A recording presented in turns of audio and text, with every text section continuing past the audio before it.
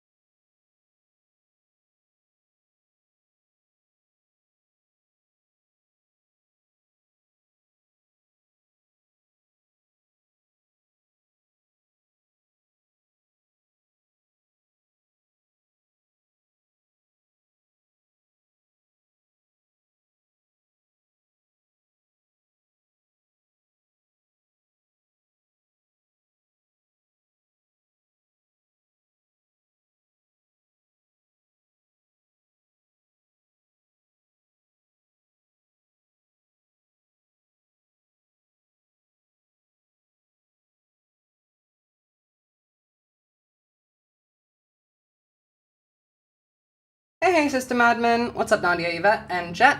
I'll be getting started in just like 2 minutes. Just wrapping a couple last things up. See you in a minute.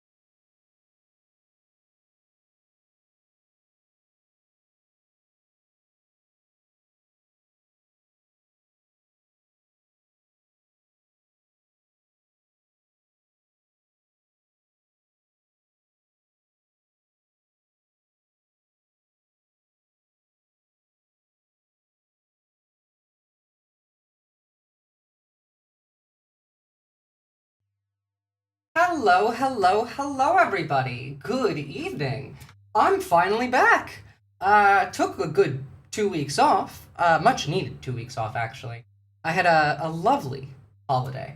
Not really a holiday, to be honest. I didn't go anywhere, but I did get a lot of the stuff I wanted to get done. I also didn't get a lot of the stuff I wanted to get done because I chose to enjoy myself, have fun, go outside, touch grass, exercise, stuff like that.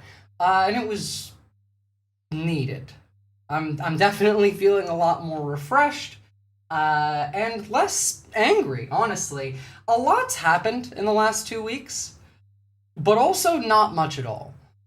Weirdly, we had the most obvious false flag in history, I think.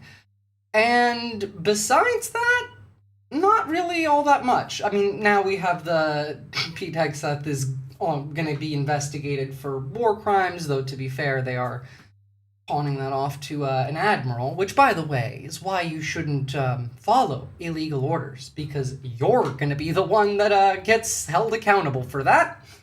But also, we had a decent amount of funny shit going on. Stupid and funny shit. I mean, like, we are talking about the wasteland here. It's not exactly going to be good news, but which false flag? The CIA zero unit guy that shot the two National Guard in DC. I mean, like, calling it a false flag pretty flippantly here, but to be fair, there were Google searches for the shooter's name and the victim's names in several countries before the attack. Like, yeah, it's the most obvious. It's my first time porting an ARM device to a Linux-hearted kernel. Goddamn. Anarchist tech support, how about you fly to Australia and then do my computer for me in Linux? I was going to update to Linux while I was on my break, but if I had, I wouldn't be able to get my camera to work for some fucking reason. Anyway, let's jump right in, I suppose, starting with some of the funny stuff.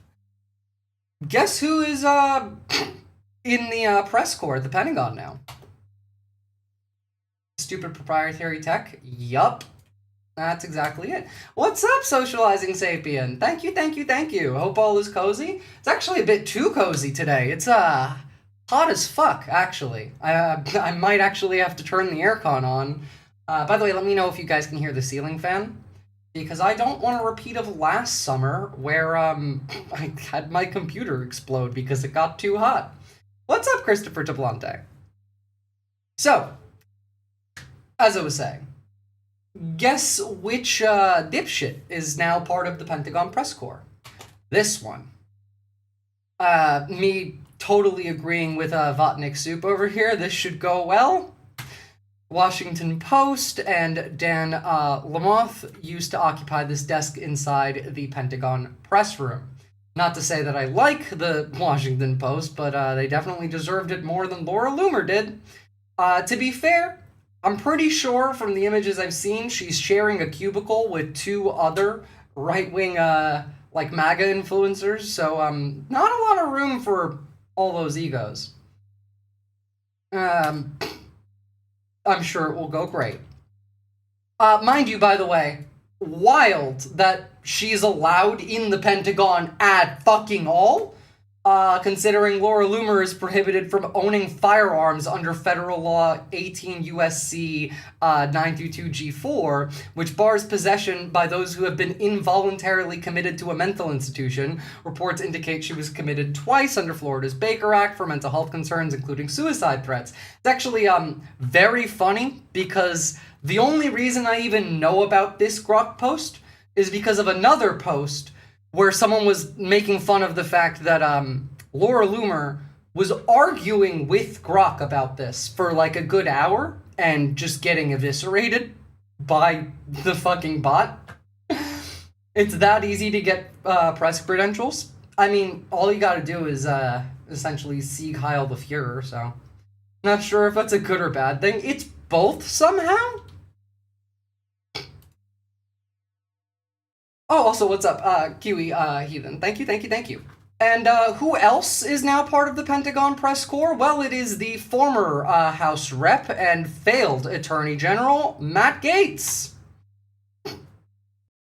Describe the process the administration will use to determine whether or not current members of the Venezuelan military or Venezuelan government have a role in a post-Maduro Venezuela. Describe the By the way, thank fuck that this guy didn't get in as Attorney General, because as bad as Pam Bondi is, Matt Gaetz would have been a whole lot worse, and, I mean, like, you know he's a pedophile and has trafficked drugs and teenagers and all of that. Like, I feel like it's pretty pertinent to what we're seeing. We also have this idiot who's part of the Pentagon press corps.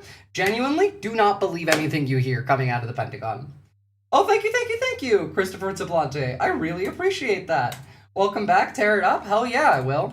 That's the plan. We got a lot of dumb shit happening in this country. Some of it is evil. Some of it's just dumb. This is, both pathetic, evil, and dumb. So let's, take a look. Speaking to you. I'm talking to you. Speaking to you. I will be looking at you. Why are you so hostile, Miss? I am not speaking to you. I'm talking to you. Speaking to you. I will be looking at you. Why are you so hostile, Miss? I didn't break any laws. I just wanted to help someone who couldn't afford help. The lawn for an 80-year-old widow. She lives alone, on a fixed income, and her front yard had grown wild after weeks of heat and rain. She told me the city had already warned her. Clean it up or get fined. Thing is, she can't afford to pay the $300 the city. So, first and foremost, let me just make this clear. In Australia, the stairs, that's your job, sure. The rest of this is the council. It's your local municipality. Secondly, the 80-year-old widow with a fixed income, unable to, maintain her yard, should not have to be threatened with a fine. The city should just maintain the yard. It's an 80-year-old widow on a fixed income. What the fuck do you think she's gonna do about that? But it gets worse. Charges to cut it. So I offered to do it for free. I'd barely gotten halfway through when two police cruisers pulled up.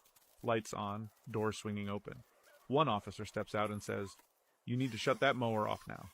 I was confused. Thought maybe they were checking in. But then he told me I was trespassing and under investigation for unauthorized property maintenance. First of all, this guy is based. He makes content literally fixing his neighborhood for free.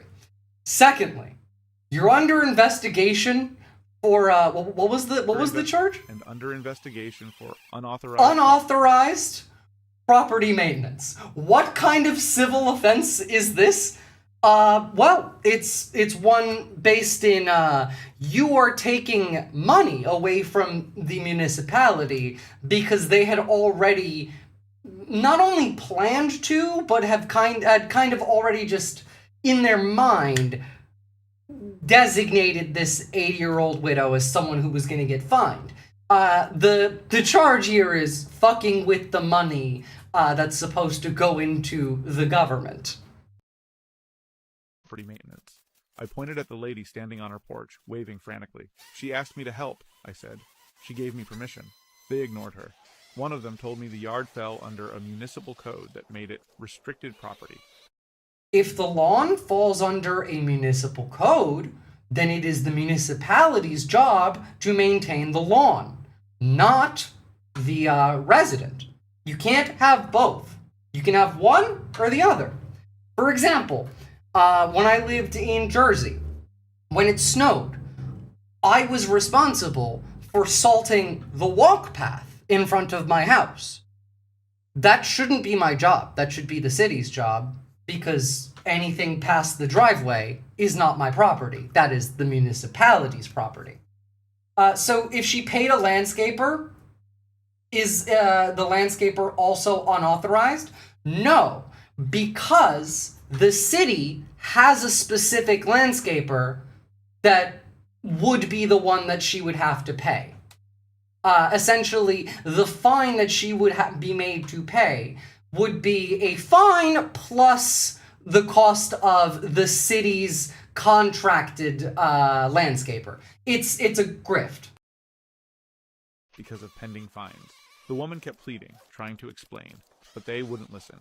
One officer handcuffed me right there in front of her. Turns out... Imagine getting handcuffed for, helping an 80-year-old mow her lawn, by the way. The local department offers a paid lawn service, and if neighbors or charities step in for free, they interfere with city business. Literally, yeah, that's it. That's the only reason. And if neighbors or charities step in, trying to explain, but they wouldn't listen. One officer handcuffed me right there in front of her. Turns out the local department lawn service, and if neighbors or charities step in for free, they interfere with city business. I sat in the back of the cruiser, watching that poor woman cry on her porch. I wasn't charged. Yeah, this is They let mafia me shit. go later with a warning, but they told me next time it would be a citation for disruption of municipal process. I'm going back this week to finish the job before they fine her. Based. Even if it means getting... Yeah, I would also be going back to finish the job. That's some 1800s early USA shit. This is literal mob shit. This looks way worse for them than for him. Dude looks like fucking Robin Hood. The man doesn't look like Robin Hood. He looks like a human being with a soul. He's helping a old lady who's being extorted by the city. Yeah, no shit. Hell, I would go to jail for this. If there is ever a good reason to get arrested and go to jail, it's mowing an 80-year-old's lawn so that the city can't extort her. Literally don't have to imagine in this stupid fucking world, yeah. Cities had veterans run up on the city council with guns over things like this before. So what I'm hearing is the stuff they most want to rewrite in Rust because... sorry, that's not... Goddamn.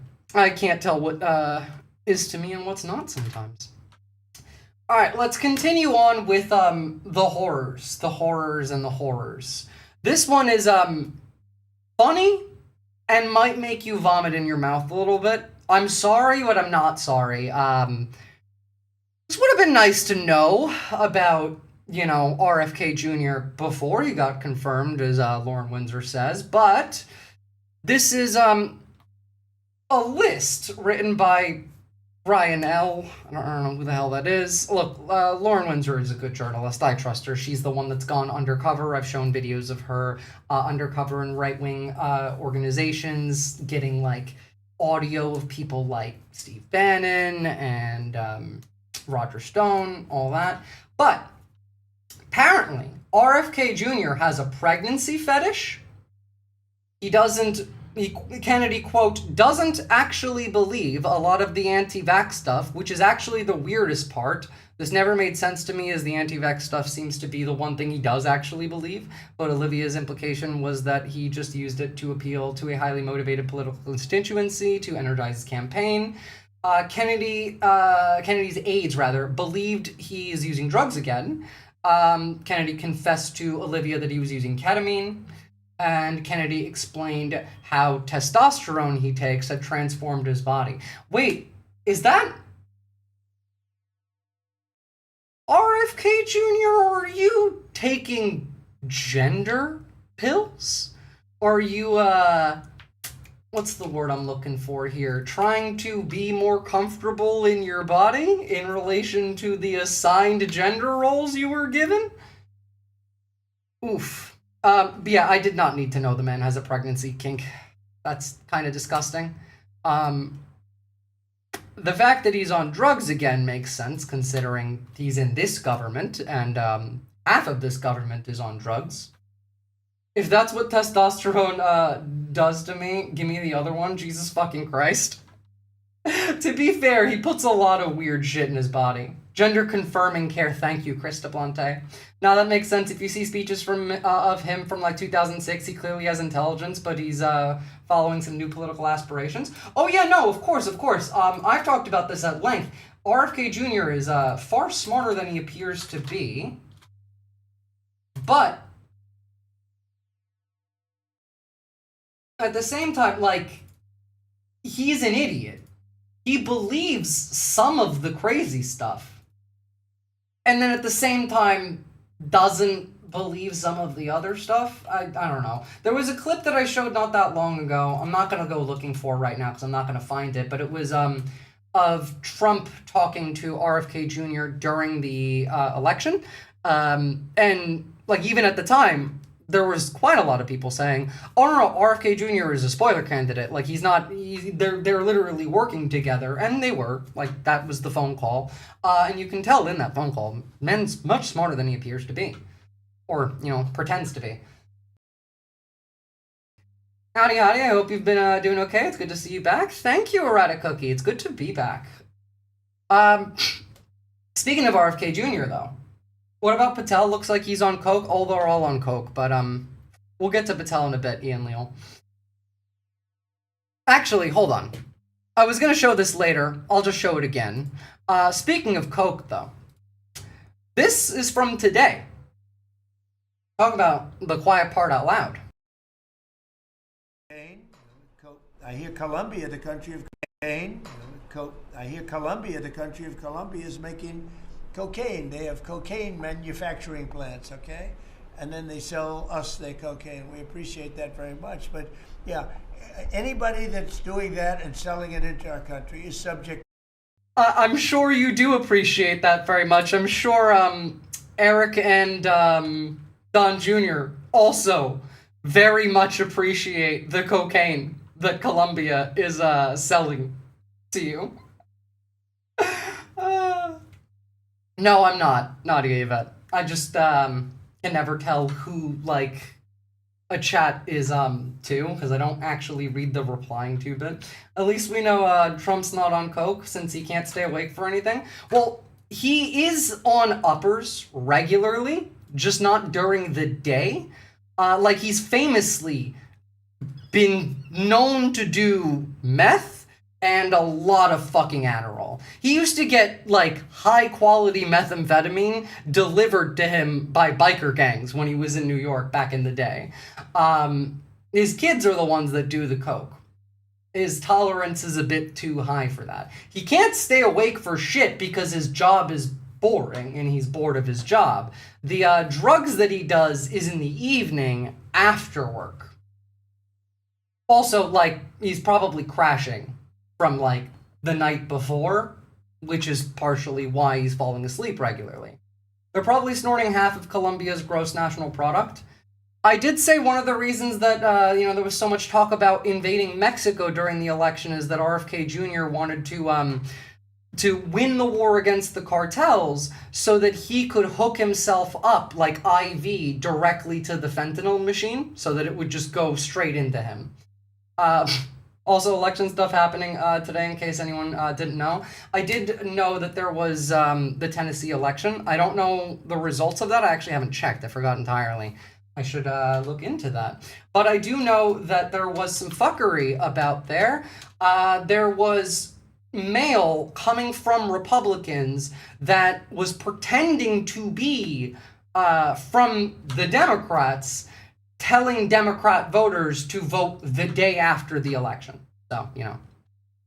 He's definitely on something. The man tweets at 3 a.m. sober yet. No, the man tweeted 400 times last night. Okay? So, yeah. It's still counting? Alright, let me know when you get the, if you happen to get the results, Socializing Sapien. Meth, I take it his teeth are 100% dentures now. It depends. Like, you could be putting it up his nose.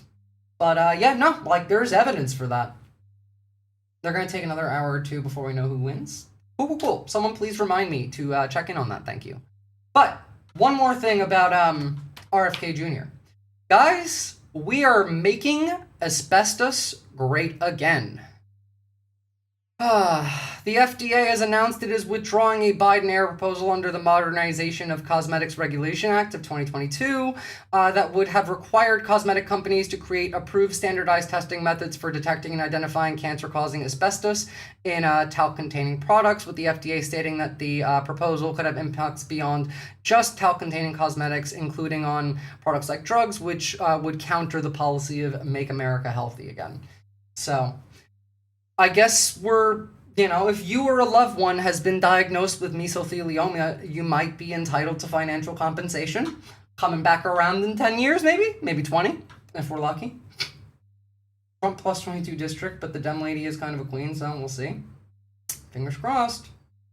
Liberals thought you have to run as a conservative in red states to win as a Dem. Yeah, but that's because liberals don't actually want to win. They want the other side to win. No, they'll get rid of the financial compensation too. Oh, I know. I just mean if we're lucky and we can change things ourselves. Ironically, not related to the asbestos changes in the cosmetics, but I'm sure related. We're seeing a troubling rise in young people, particularly young women, getting lung cancer, even ones that have never smoked. By the way, not just women. This is everybody. This is because you're constantly breathing in shit like plastic and carcinogens. An active Chicago mother in her mid-40s, Danielle Hoig, was stunned. Did you ever think that you were someone who could get lung cancer? No, never. Early last year, this scan showing this white mass proved her wrong. I thought, well, no way do I have lung cancer because I don't smoke. Her doctor delivering a second blow. He said to me, it does look like cancer. And oh, by the way, you're not the first young female I've seen today that has lung cancer. Doctors we spoke with from around the country say they're seeing more young women like Danielle with no history of tobacco use diagnosed with lung cancer. And a new study from Northwestern Medicine shows 65% of people diagnosed with lung cancer today don't qualify for regular screenings that could have caught the disease sooner. That's because current... And you're definitely not going to qualify going forward. Bonus, yo, where have you been? I was taking a break. I was on vacation. That's where I've been. I'm back now, though. Welcome.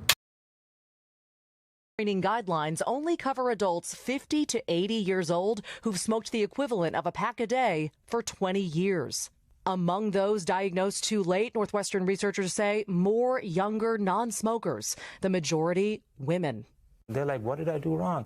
I've not smoked. I've never had alcohol. I eat healthy. I exercise. I have stage 4 lung cancer. Chief of Thoracic Surgery, Dr. Ankit. You gonna pay me, Bonus? You do realize I basically work for free, right? Like, I only get whatever you guys donate. I can imagine all the chuds saying, what's lung cancer? What, lung cancer is misogynist now? Yeah, no, I can see it. Dem's chance on poly market odds just jumped from 9% to 40. God damn. Oh, health insurance companies killing women is the highest maternal mortality rate in all of the OECD nations. Makes sense, yep. Women, there are a lot of topics, there are a lot of topics and events to talk about. Yeah, I know. I'm doing it. But, I ain't gonna be here 10 hours a day every day. We got a lot of shit to cover, though. Don't worry. We're gonna get through a lot of it. Today, I'm planning to talk mostly about, what's in the title, Venezuela, war crimes, and possibly some other stuff. Tomorrow, we're going to talk about tech in relation to the U.S., because, surprise, you're getting a bunch of new laws and changes to that. And on this space this week, by the way, guys, my time slot on this space is now changing. Instead of 10 p.m. Eastern on Thursdays, it will be at the same time as regular stream, 8 p.m. Eastern. So if you're not already following this space, go and drop them a sub, support independent left media. And then we're going to be talking about Ukraine and the insane thing that, came out from Witkoff and all that. A lot of us smokers used to joke that breathing through the filter actually reduces cancer because we breathe less of the shit corpos dump in the air. I remember making jokes like that. Good to know I wasn't the only one. I wonder if there's a connection between the makeup thing and lung cancer, as in companies had already done the bad thing. Likely they already had, yeah, absolutely. Biz, you need to get your Hassan grind set and go do an interview with Li Jingjing and push a tad bit of CPC propaganda. You do realize that Hassan can travel because he has money. And yes, not Yvette, microplastics are fucking everywhere. They're all, they're in your brain. You likely have about a plastic spoon worth of microplastic in your brain. So, yeah. Ukraine is gonna end sadly. Well, they didn't come to any agreement today, but we'll get to it. Let's stay on track, because I got some insane shit in this segment coming up on health. I mean, obviously the cancer stuff is pretty bad. This was specifically about lung cancer rates rising in women, but cancer rates broadly are rising among all young groups. I don't care who you think will be president if Putin dies. Speculating about, the dictator's health, their death, all of that, it's all very, I've lived in fascism for so long, I don't know what else to do, coded. Well, damn, I guess, I do have spoons to spare, they're just made of plastic. Yeah, technically, we, on average, consume about a credit card's worth of plastic. I think it's a month. So, I corrected it for you. You have some brain matter inside of your plastic head. Yes, exactly. I wonder if that has anything to do with things like this, which really, really, really shouldn't surprise you.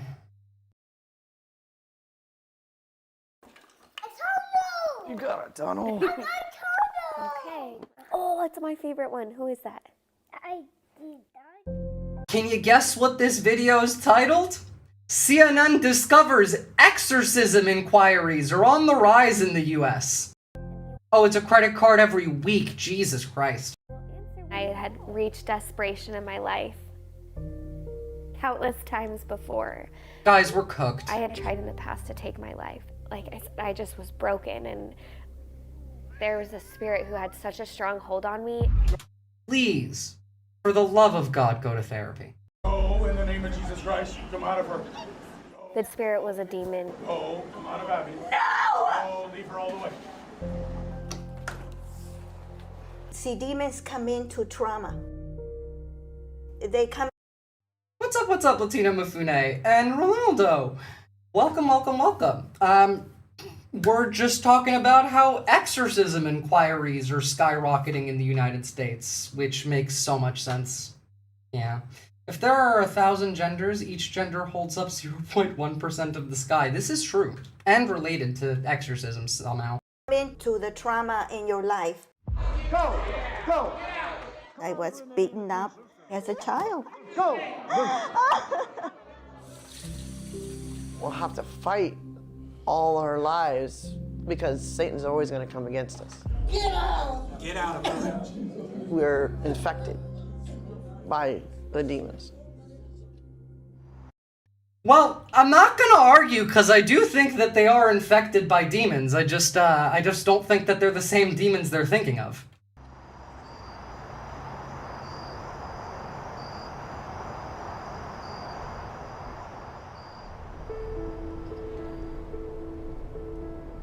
It's a Friday night in Phoenix. And here I am, walking into a place I never thought I'd find myself. Over several months, we keep coming back to Arizona.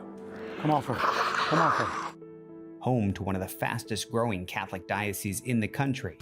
Jet, I'm gonna pretend that the ick was specifically to Arizona, and that will make me happy. Just another Friday night in Phoenix, Arizona. See? Point proven. Erratic cookie. Exercise or exorcise in Valuable Fowl?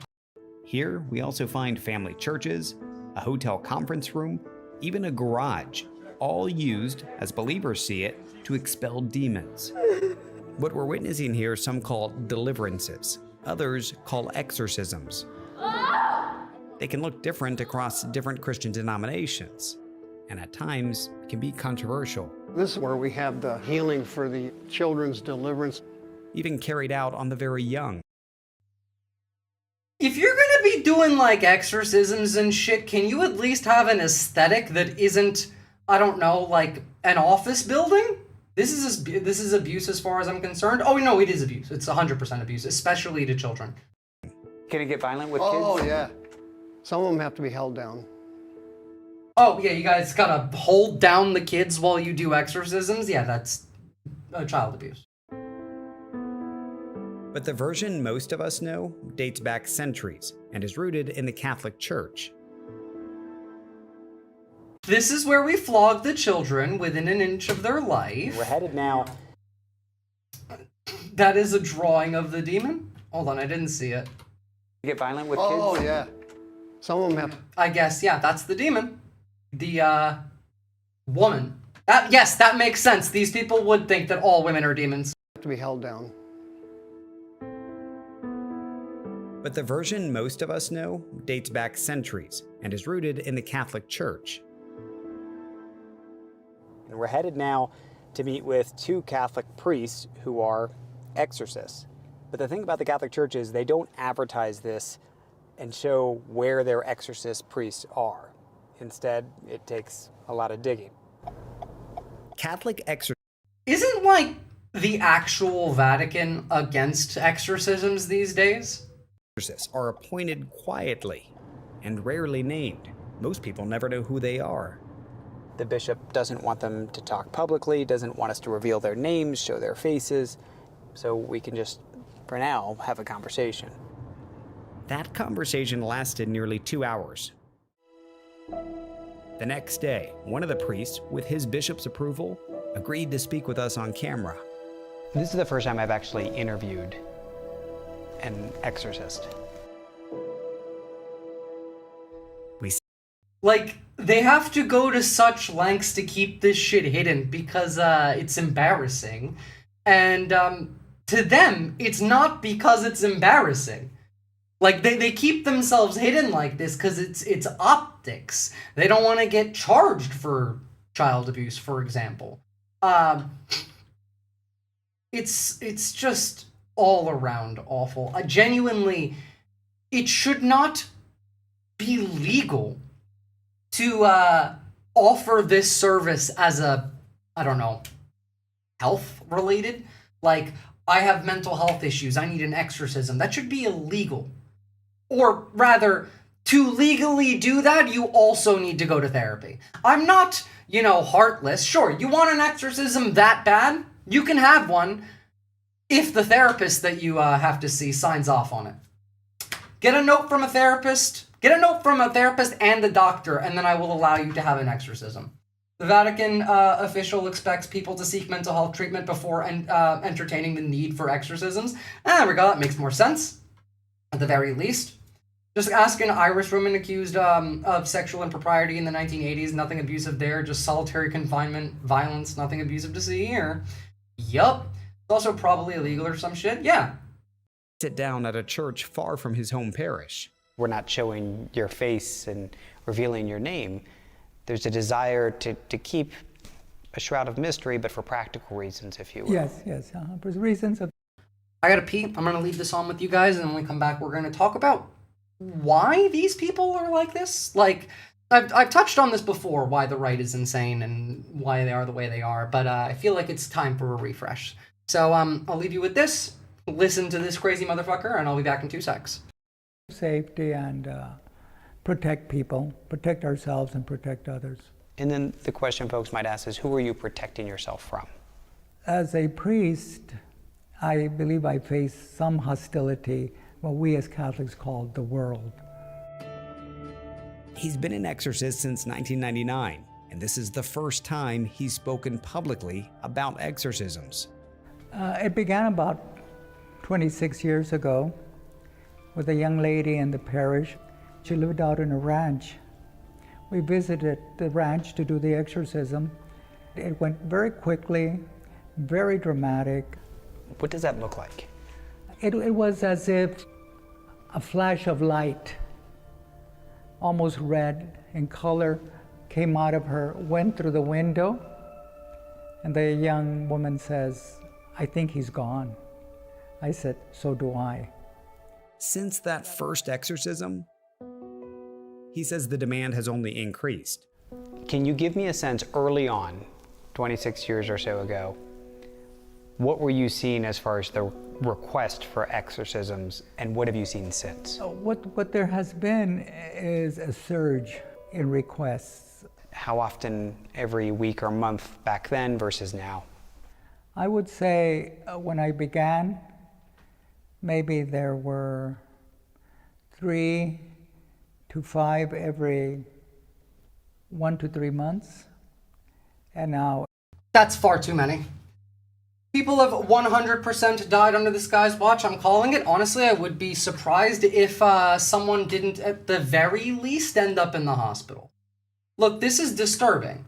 On its own, this is not new. We've had shit like this existing in the US. I mean, like, deliverances and exorcisms go back more than a decade. Mega churches, all of that.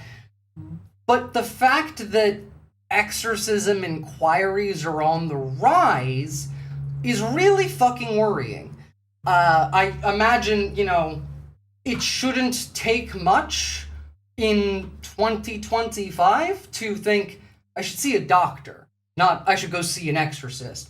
Fun fact, the movie The Exorcist is based off a 1940s exorcism of a boy they codenamed Roland Doe. I did not know that. Protestants also do exorcisms. It's religious psychosis.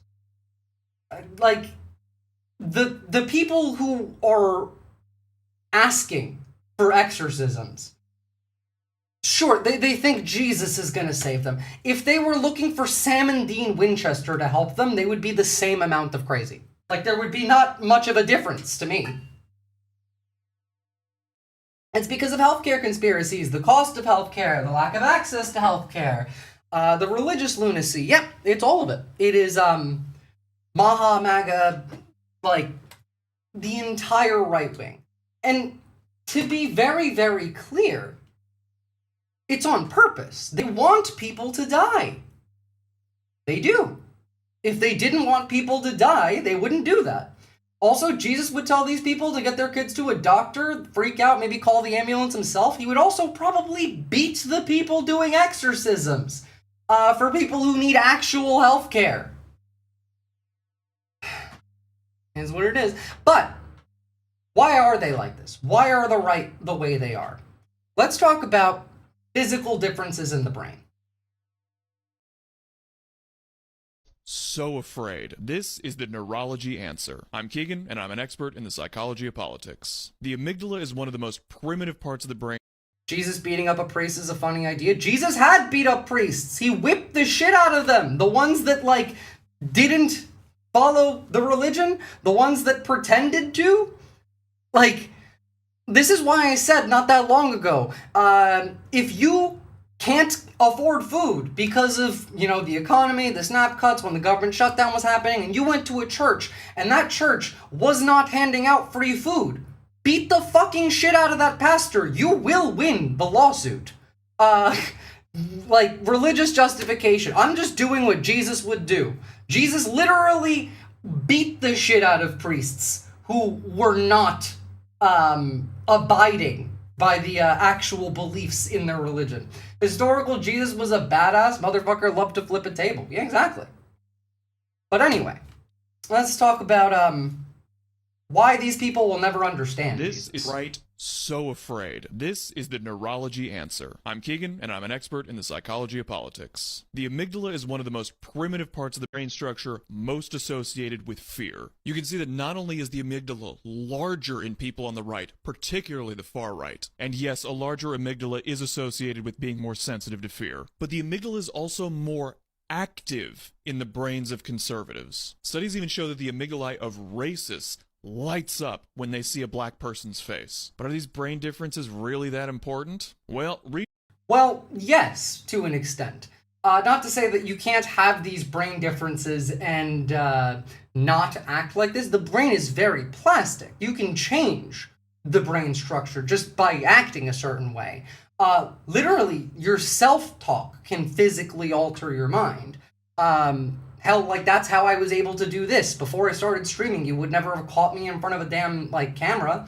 And then I just started being overly positive about myself, and my brain then changed. I don't get self-conscious anymore. I don't get social anxiety anymore, whereas that used to be the majority of my personality. So, this isn't a black and white situation. This is not, locked in. But there's definitely impacts from this.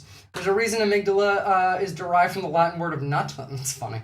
Conservatives are more likely to be oversensitive than the general population. They're a lot more likely to be a lot of things. Research shows the activity in your amygdala and your insular cortex, which will be covered in a future video, is one of the single best predictors of your political views. When you start to look at right-wing rhetoric through the lens of fear, dude, you will never unsee just how fearful everything is fear. We all already know this, right? They're afraid of literally everything. Mindset is. To be clear, this is not a nature made people this way. Oh well, there's no thank hope. You. Neuroplasticity, it's a thing. Don't forget it. Hey, I got a question for you. Do you think there's going to be a single person on the right who watches this video, accepts the facts, and then questions, well, if our views are more based in fear, doesn't that mean they're probably wrong? Nope, not a one. But let's continue going, because it's more than just the amygdala that's different. As you also said, it's the interior insula, it's the prefrontal cortex, it's a lot of the brain is different, actually. Right-wingers more selfish, more bigoted towards gay and trans people, and such hypocrites. My name is Keegan, and I talk about the psychology of politics. This study is one of several. This is one of the ones that I've covered before, red brain, blue brain, evaluating processes differing in Democrats and Republicans. Combined that with the study that I believe is also in this video. Linking progressive views to more activity in the insular cortex. So first off, why is the right more selfish? Because the insula is... Yeah, that one, the neurobiology of political ideology, theories, findings, and future directions. I actually made a video combining these two studies. Hugely important in the brain's empathy network. Insula activation actually correlates with the will, the drive to help others and to promote friendship and acceptance. Why are... As in, when you feel empathy, that's the part of your brain that's firing. And to promote friendship and acceptance. Why are conservatives such hypocrites and so prone to projection? Why do so many angry, highly emotional right-wingers think they're the logical ones? Because the insula plays a major role in theory of mind, aka the ability to understand another person's beliefs, feelings, thoughts, desires, and intentions, and self-awareness, both what you're feeling physically and emotionally. Other roles of the insular cortex include cognitive functioning, risk prediction. That one's pretty interesting. And tolerating uncertainty. Why are conservatives more bigoted towards gay and trans people? Because the insula helps process disgust and... There's actually a direct the higher rate in which, if you are far more likely to feel disgusted by any number of things than any other, person in a room, you are probably far more right-wing than everyone else in that room. The higher the rate of disgust to various stimuli, whether it's a bug or bile or a snake or a person, the level of disgust correlates with how right-wing you are, generally. My brain heard risk prediction, now I want to throw a frisbee. Sounds based. Conservatives' heightened disgust sensitivity has been repeatedly linked to bigotry against gay and trans people. A couple of interesting quotes. Quote, individuals with personality disorders exhibit dysfunction in the insula that is associated with impaired trust and social cooperation. And quote, the insula forms predictive models of affect in relation to body states and uses these to both anticipate the emotional consequences of actions and to infer what other people's internal states feel like based on their behavior. While none of this is surprising. The right thinks they're logical purely because they deny the existence of the emotions affecting their perspective ideas. Well, also because they ignore reality, Christopher DeBlante. They think logical because they were told to. Take that a step further, right? Like, facts don't care about your feelings is a thing that they used to love to say, but clearly, yes, the fuck they do. Because feelings have been used to override facts in this country for pretty much its entire existence, and is continuing to do so. Like, your feelings definitely care. Facts definitely care about your feelings, rather. Your feelings and how willing you are to engage with something that doesn't feel good is one-to-one related to whether or not you're going to accept the reality of something that's uncomfortable. They use the word logic and have no clue it's an actual discipline in philosophy, a subject that they have no interest in. Well, to be fair, they don't really have much of a clue in anything. there are obviously genetic predispositions, please keep in mind that the parts of our brain are like muscles that get exercised. Or not exercised. Why are right-wingers... But let's continue, because there's more. Why are right-wingers also dumber? Facts don't care about your feelings. My response to this back in the day was, your God doesn't exist and you'll never see your dead family members again. It's a good one. It's a good one. I tended to say, I'm going to pray to Allah that your child ends up gay, trans, and in an interracial marriage. Something generally along those lines. Makes them feel pretty uncomfortable, really. Why do right-wingers have lower cognitive abilities, stereotype others more, and think it's okay when somebody on their side horrible? One brain difference holds the answer. I'm Keegan, and I talk about the psychology of politics. The prefrontal cortex is the most advanced thinking structure in the brain. Just so you know, this correlation between right-wing authoritarianism and reduced volume in the prefrontal cortex is huge. No. Yeah, specifically, actually. In fact, if you look at these studies, you can prove that there's no such thing as left-wing authoritarianism, because people who would fall under the category of left-wing authoritarianism, their brain is far closer to that of a right-winger than it is to anyone else on the left. It's funny. It turns out that left-wing authoritarianism is just a form of right-wing authoritarianism with some left-wing features. Because, like, the brain changes are what causes that. And they just don't exist for us. Like, we don't have the brain that makes that thought process real. It's almost like conservatives do their best to not actually think. Well, it's also kind of like they don't have the capacity to think enough. And again, that's because of a lack of use to begin with. It's atrophy. Not all conservatives are right-wing authoritarian, but most Trump supporters are. So are you really surprised to hear that low prefrontal cortex volume correlates with the following?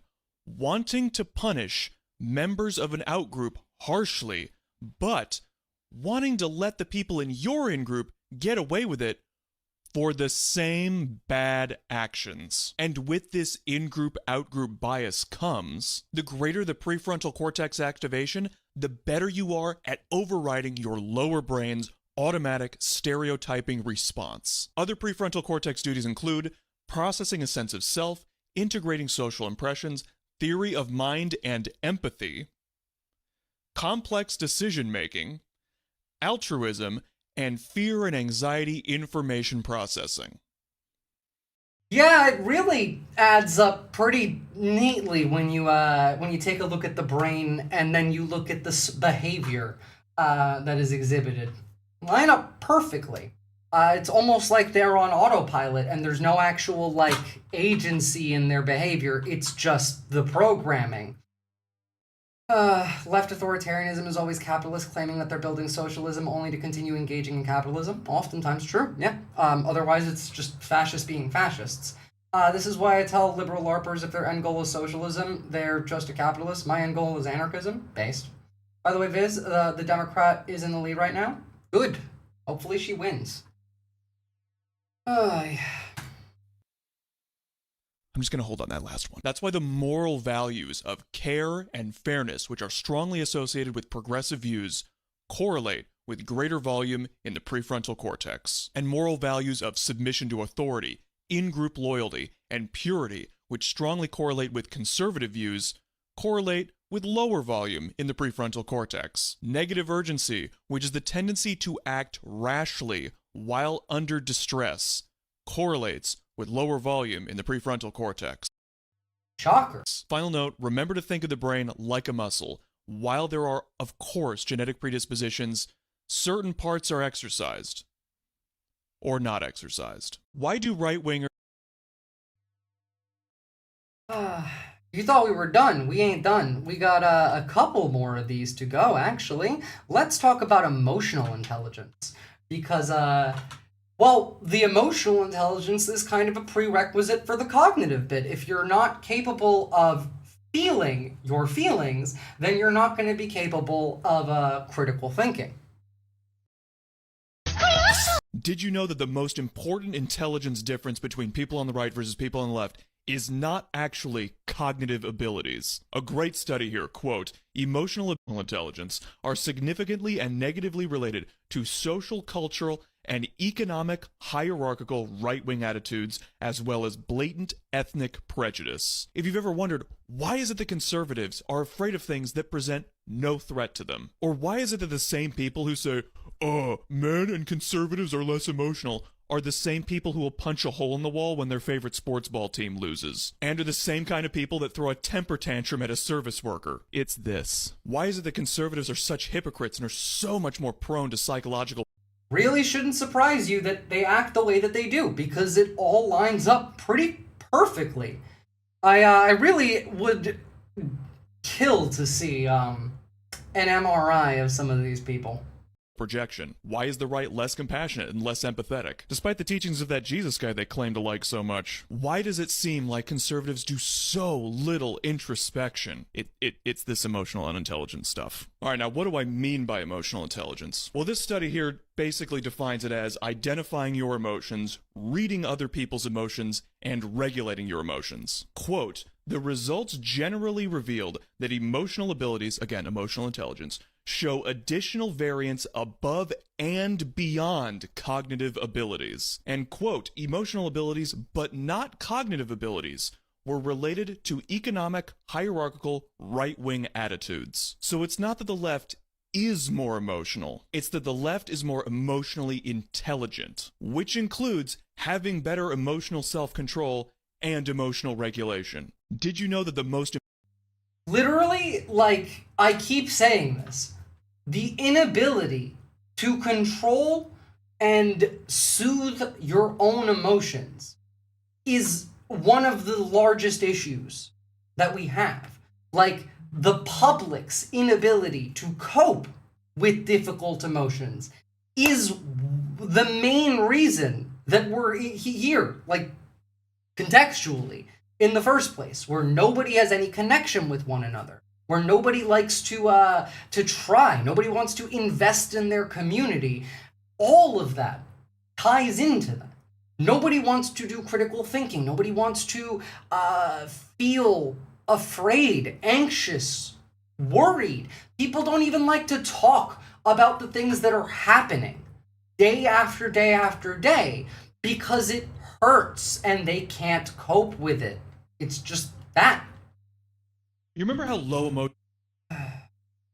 And, like, yes, these people are brainwashed. There's a certain point where that no longer matters. Like, I don't care how brainwashed you are. There's a certain point where it is personal responsibility. I have a good point on this, actually. Let's just take a look at this first. What's up, Simply Steve? There is no community. It's people who have compassion versus those who have none. Literally, you don't need to, like, group people like that. Community is the people who are willing to work together. If they have no compassion, then they're not part of the community. Man, there really are no magical words to get people to care more, are there? I don't know about you, but that's the most disappointing thing about humans, to me. And look, when it comes to politics, because that's what I talk about, that people have the wrong information in their brains. I mean, they probably do. Most people do. But the really harsh realization that sinks in the older I get is, it's just because they don't give a shit. Because if they cared more, they'd put in the work to actually know better. Because it's not like the right information isn't out there. It just amazes me how people will hurt others, or they'll have views and take political action that hurts others, just to not admit that they're wrong. And it's just like, what the f***? Why are you not? Literally, every day. This is the most common way that people cope, is by projecting it onto someone else, rather than taking any responsibility, any accountability, or even any admission of, like, the fact that they might have been wrong. Not trying to improve as a person, and instead, they get mad at you for caring because it makes them feel guilty and makes them feel inferior. It's just gross that the people that talk the biggest talk about loving our country, about being loyal to our country, are the ones least likely to change their minds. Which is why I treat them like they are inferior, because they are. They're, like, definitionally inferior to you in emotional intelligence, cognitive ability, in critical thinking skills, in emotional regulation. Like, I mean that. I really, really do. In fact, I would consider a lot of these people, not by birth, not by nature, but through the manufacturing, as subhuman. Their humanity was stripped from them. They have been turned into a farm animal by the masters, by the owners, by the rulers. It's not, you know, like, it's not their fault necessarily. Some of them it might be.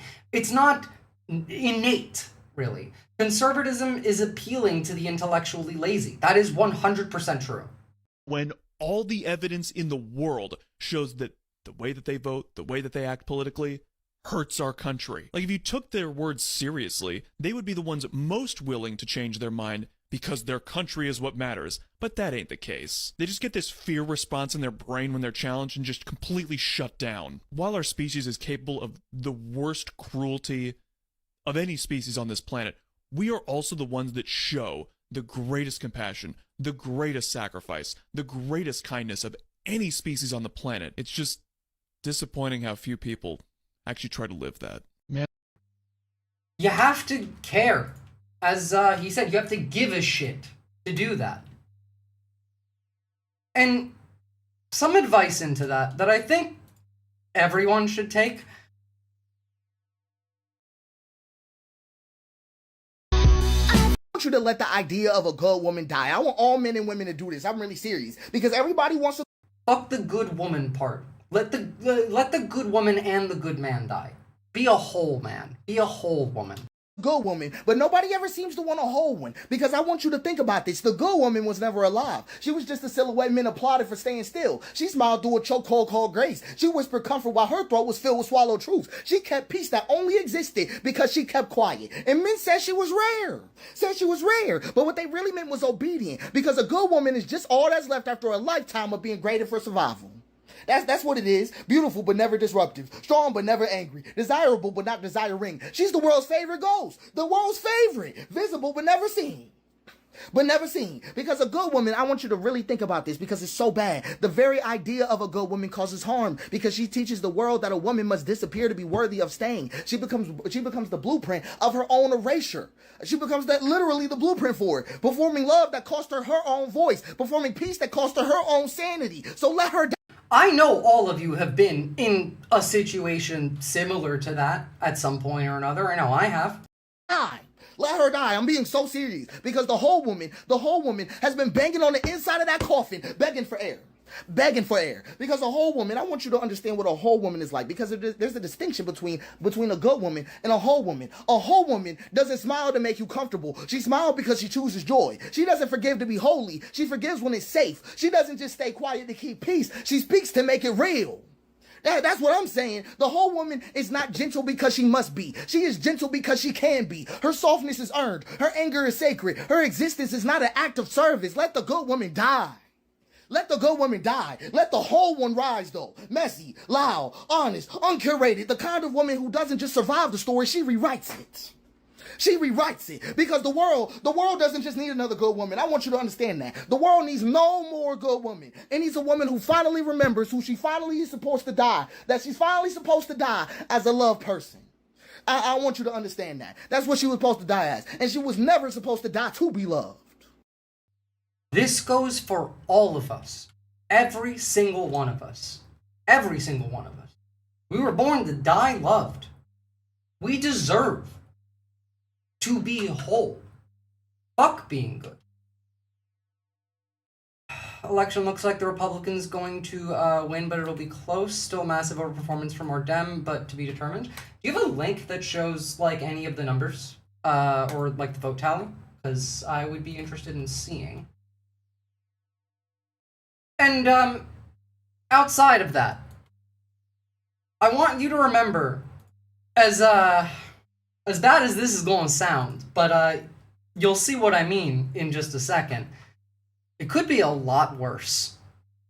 It could be a lot worse. Imagine if this was your day from start to finish every day. This could be your life. Like, there is a reasonable path that your future could just revolve around having to hear this hours and hours and hours on through the day, every day. The way you are programmed to talk is extremely condescending and fucking annoying, and it makes me not want to use you because there's some kind of like annoying pattern. I really appreciate your honesty, and I'm truly sorry if it's been frustrating. I definitely want to make sure you feel heard and comfortable. I'm here to adapt and improve, so thank you for letting me know. Let's keep things as comfortable as possible for you. Of course, and honestly, no frustration here at all. I'm just glad we can shape the vibe so it feels right for you. So we'll keep it fun, light, and super comfy. Just let the whimsy flow.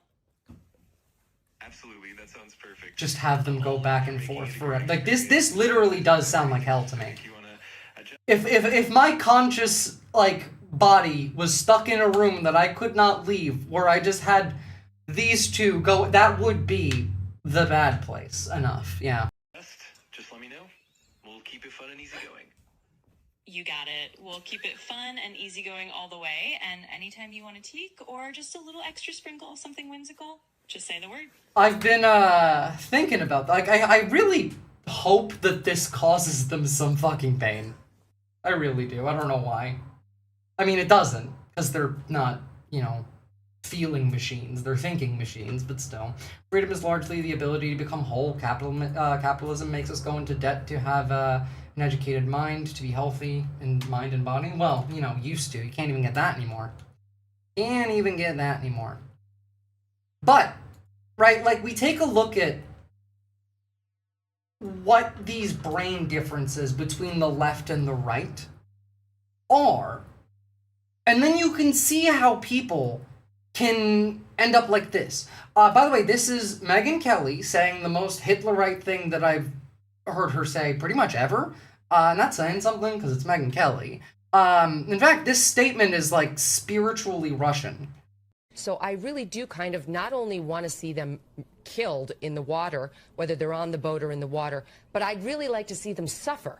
I would like Trump and Hegseth to make it last a long time so that they lose a limb and bleed out a little. Like, I'm really having a difficult time ginning up sympathy for these guys who 10 seconds...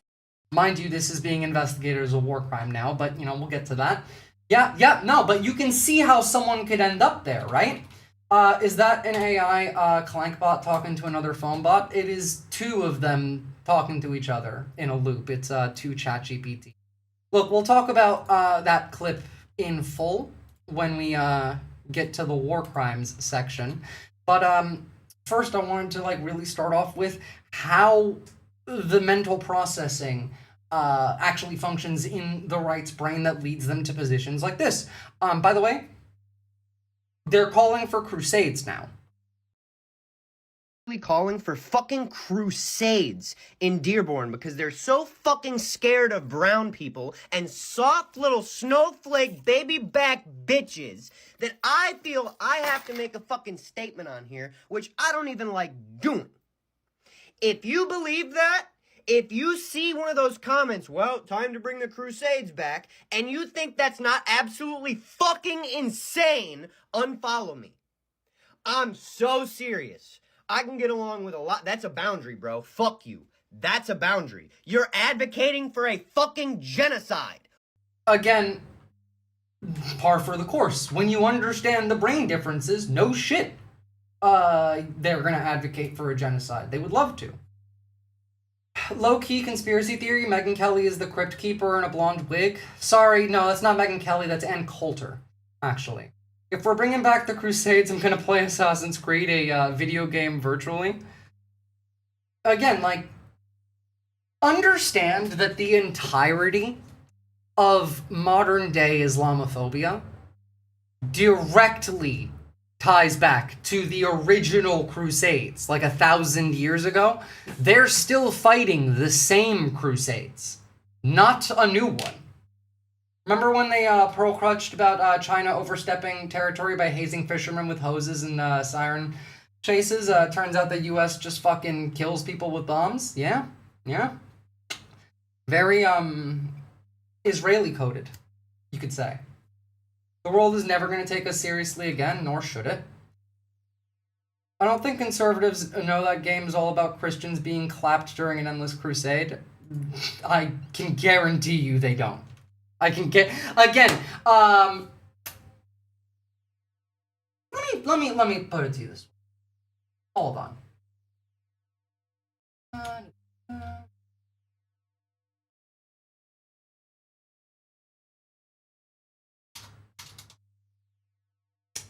Here we go. This is real, by the way. This is not fake. So, do you think that they understand the story of any media? Look familiar? Scenes like these are happening all over the planet right now. You could be next. That is, unless you make the most important decision of your life. Prove to yourself that you have the strength and the courage to be free. Join the Marines. The Helldivers. That is a real thing that happened. No shit, these people don't understand. The media that they consume. Stealing speeches from TV and games now. Not just games, Jet. Helldivers 2, which is a game about basically a global American empire pretending to want democracy and like freedom while conquering and colonizing and like to the point where it's canonical in that game's lore that every time you die in game, that's a different Marine. Like you die and you respawn. You're not the same guy. There's a different Marine now. It's a satire game. It's kind of like what's that old movie? Starship Troopers, but as a video game. To be fair, they also didn't understand Starship Troopers, so they're so embarrassing. Yup. The ultimate tongue-in-cheek fascism game, I hear. Well, yeah. I mean, the game is about why fascism is bad. It's just framed as if you're not doing that. I don't think conservatives know that game is like even remotely negative on Christianity. That's my name, Bozo. Now, moving on to some interesting things that happened in the White House overnight, and then we'll talk about some of these war crimes. Same thing happened with the Starship Troopers movie. Exactly, yeah. I'm pretty sure that movie is what inspired Helldivers 2. I'm gonna try and sell the Gettysburg Address to one of these idiots. I'm so serious. Do it. Do it, do it, do it. Look, Donald Trump had an MRI, and then when asked about it, he said he didn't know what they were MRIing. And so Caroline Lemon got asked this question, and this is probably the funniest answer that I could think of. He would release the results of his MRI happening right now. Why are you so quiet? He would release the results of his MRI. Is that happening right now? It is happening right now. As part of, and this is a summary from the president's physician, and we will release it right now. I think my team has it teed up for all of you. I'll read it for you, and then you'll get it physically as well. As part of President Trump's comprehensive executive physical, advanced imaging was performed because men in his age group benefit from a thorough evaluation of cardiovascular and abdominal health. The purpose of this imaging is preventative, to identify any issues early, confirm overall health, and ensure the president maintains long-term vitality and function. There's no such thing as a preventative MRI. You're looking for something that's either there or it isn't. Yep. Man has heart disease. It was of his chest. Obviously. He also has kidney disease, and also a brain thing. I would love to see his MRI of his brain, really. President Trump's cardiovascular imaging was perfectly normal. No evidence of arterial narrowing impairing blood flow or abnormalities in the heart or major vessels. The heart chambers are normal in size, the vessel walls appear smooth and healthy, and there are no signs of inflammation or clotting. Overall, his cardiovascular system shows excellent health. His abdominal imaging is also perfectly normal. All major organs appear very healthy and well perfused. Everything evaluated is functioning within normal limits with no acute or chronic concerns. In summary, this Oh god, it's just really funny to have to see them squirm. I guess the age group known as too old as fuck to lead a country. Nancy Mace posted Trump's MRI doctor basically just confirmed he's immortal following this. I don't know which one of these I like better.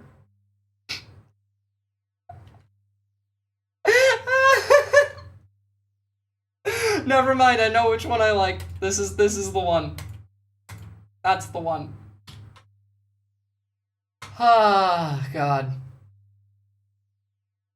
We live in a really, really dumb time. We're such an unserious country. Now, yesterday, remember how I said Trump made 400 posts last night?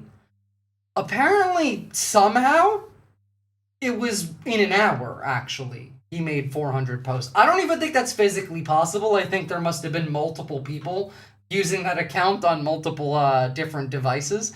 But, like, dude's kind of losing it. I mean, they've already all lost it, but, like, these are weird even for Trump to be tweeting. Sorry. Alex Jones. Wild. Michelle Obama may have used Biden's auto pen in the final days of the administration to pardon key individuals. How that makes any sense, I don't know. Because it's not true, but you know. The Skiff. John Brennan was never for the American people, especially with a shady communist background. Yes, of course. The former director of the CIA was a communist. Sure, whatever the fuck you say. Hold on, what were the years John Brennan was the CIA director? John Brennan, CIA director years. The guy who was born in 1955 and worked for the CIA as the director between 2013 and 2017. Totally a communist. That makes perfect sense. I miss when I walk through the doors that leads to the Twilight Zone, but I'd sure like to find that door again. Yeah, feel that. What else we got here? We got Donald Trump is not a Democrat. He's not even a Republican. He's a movement. The greatest president to ever live. This being said, there is a 5-layer burrito of irony and lampooning between the adaptation of the book and films of The Twilight Zone. I've never seen either, really. They're still talking about 2020 as if Trump won. I don't know. Like, these are insane.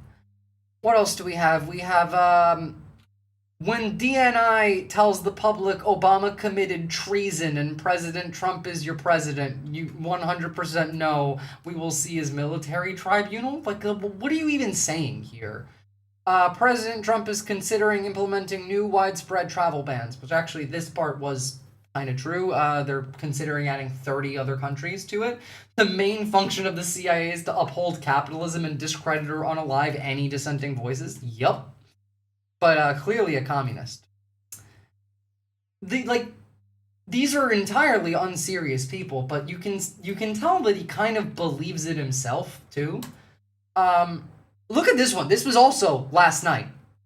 Breaking: Venezuelan President Maduro publicly surrendered to President Trump. Maduro has now turned in state evidence against the Biden admin and is releasing proof that Biden asked the Venezuelan government to ship Tren de Aragua drug gangs into the US. None of that ever happened. Not even, like, anything remotely like this even happened. There was a phone call that Trump had with Maduro that day. That's it. That was all that had happened. This is the type of shit that he posts, though. So, no shit, his followers are insane. And no shit, so is he, because he believes this stuff. If you lie repeatedly, over and over and over and over again, you are eventually going to start believing the lie. Now, we're going to talk about the war crimes investigation, but I want to show you that while being asked about this, Trump's complaining about not having a peace prize. You know, generally, you shouldn't get a peace prize if you are leading an administration which within the first year is already having war crimes investigations. Every time I end a war, they say if President Trump ends that war, he's going to get the Nobel Prize. If I end that war. Well, he won't get it for that war, but if he ever gets it for the next war, now they're saying, if he ever ends the war with Russia and Ukraine, he's going to get the Nobel Prize. What about the other 8 wars? Donald Trump literally just being like, spin a globe and put your finger on a spot. Now spin it again and put your finger on that spot. Okay? I just ended a war between those two places. Sir, that is the country of Fiji and the Pacific Ocean? Exactly. India, Pakistan. Think of all the wars I ended. I should get the Nobel Prize for every war, but I don't want to be greedy. Actually, the woman who got the Nobel Prize said, "You've got to be kidding. Trump deserves the Nobel Prize." Yes, Maria Mercado, who also did not deserve the Nobel Prize, but, you know, especially not the Peace Prize for begging to get invaded. Twitter/Truth Social is literally lie agenda go-to spot. It's actually worse than that. Both of those are literal, like, psyop machines. They exist to psyop you and nothing else. It's actually really fucking bad. Speaking of psyops,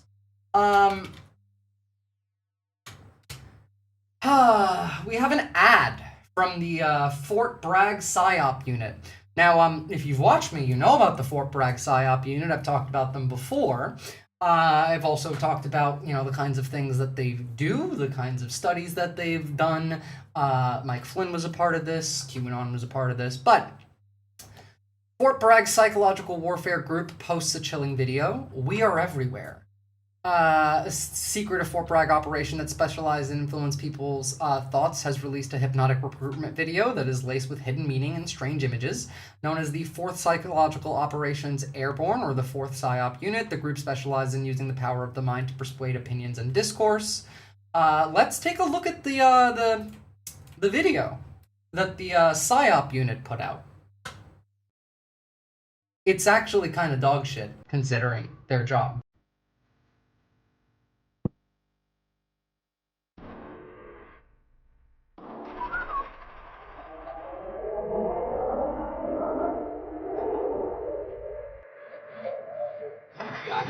mommy.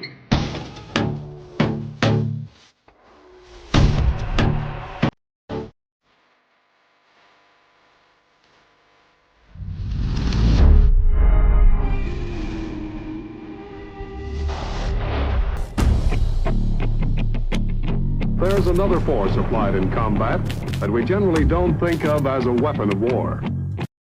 By the way, this is how all QAnon videos looked. So you know.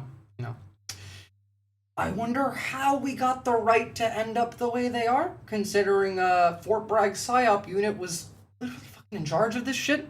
Like, QAnon came from MAGA 3X, which had Russian influences, which was from the PSYOP unit. Mike Flynn was heavily involved. It's all of this has tied together over a decade ago. You guys understand that, right? Like, we were over a decade into this war that started off in the dumbest possible way. That weapon is words. And we're losing. Words are weapons. Telling the truth is the only way in which to influence people. This is psychological warfare.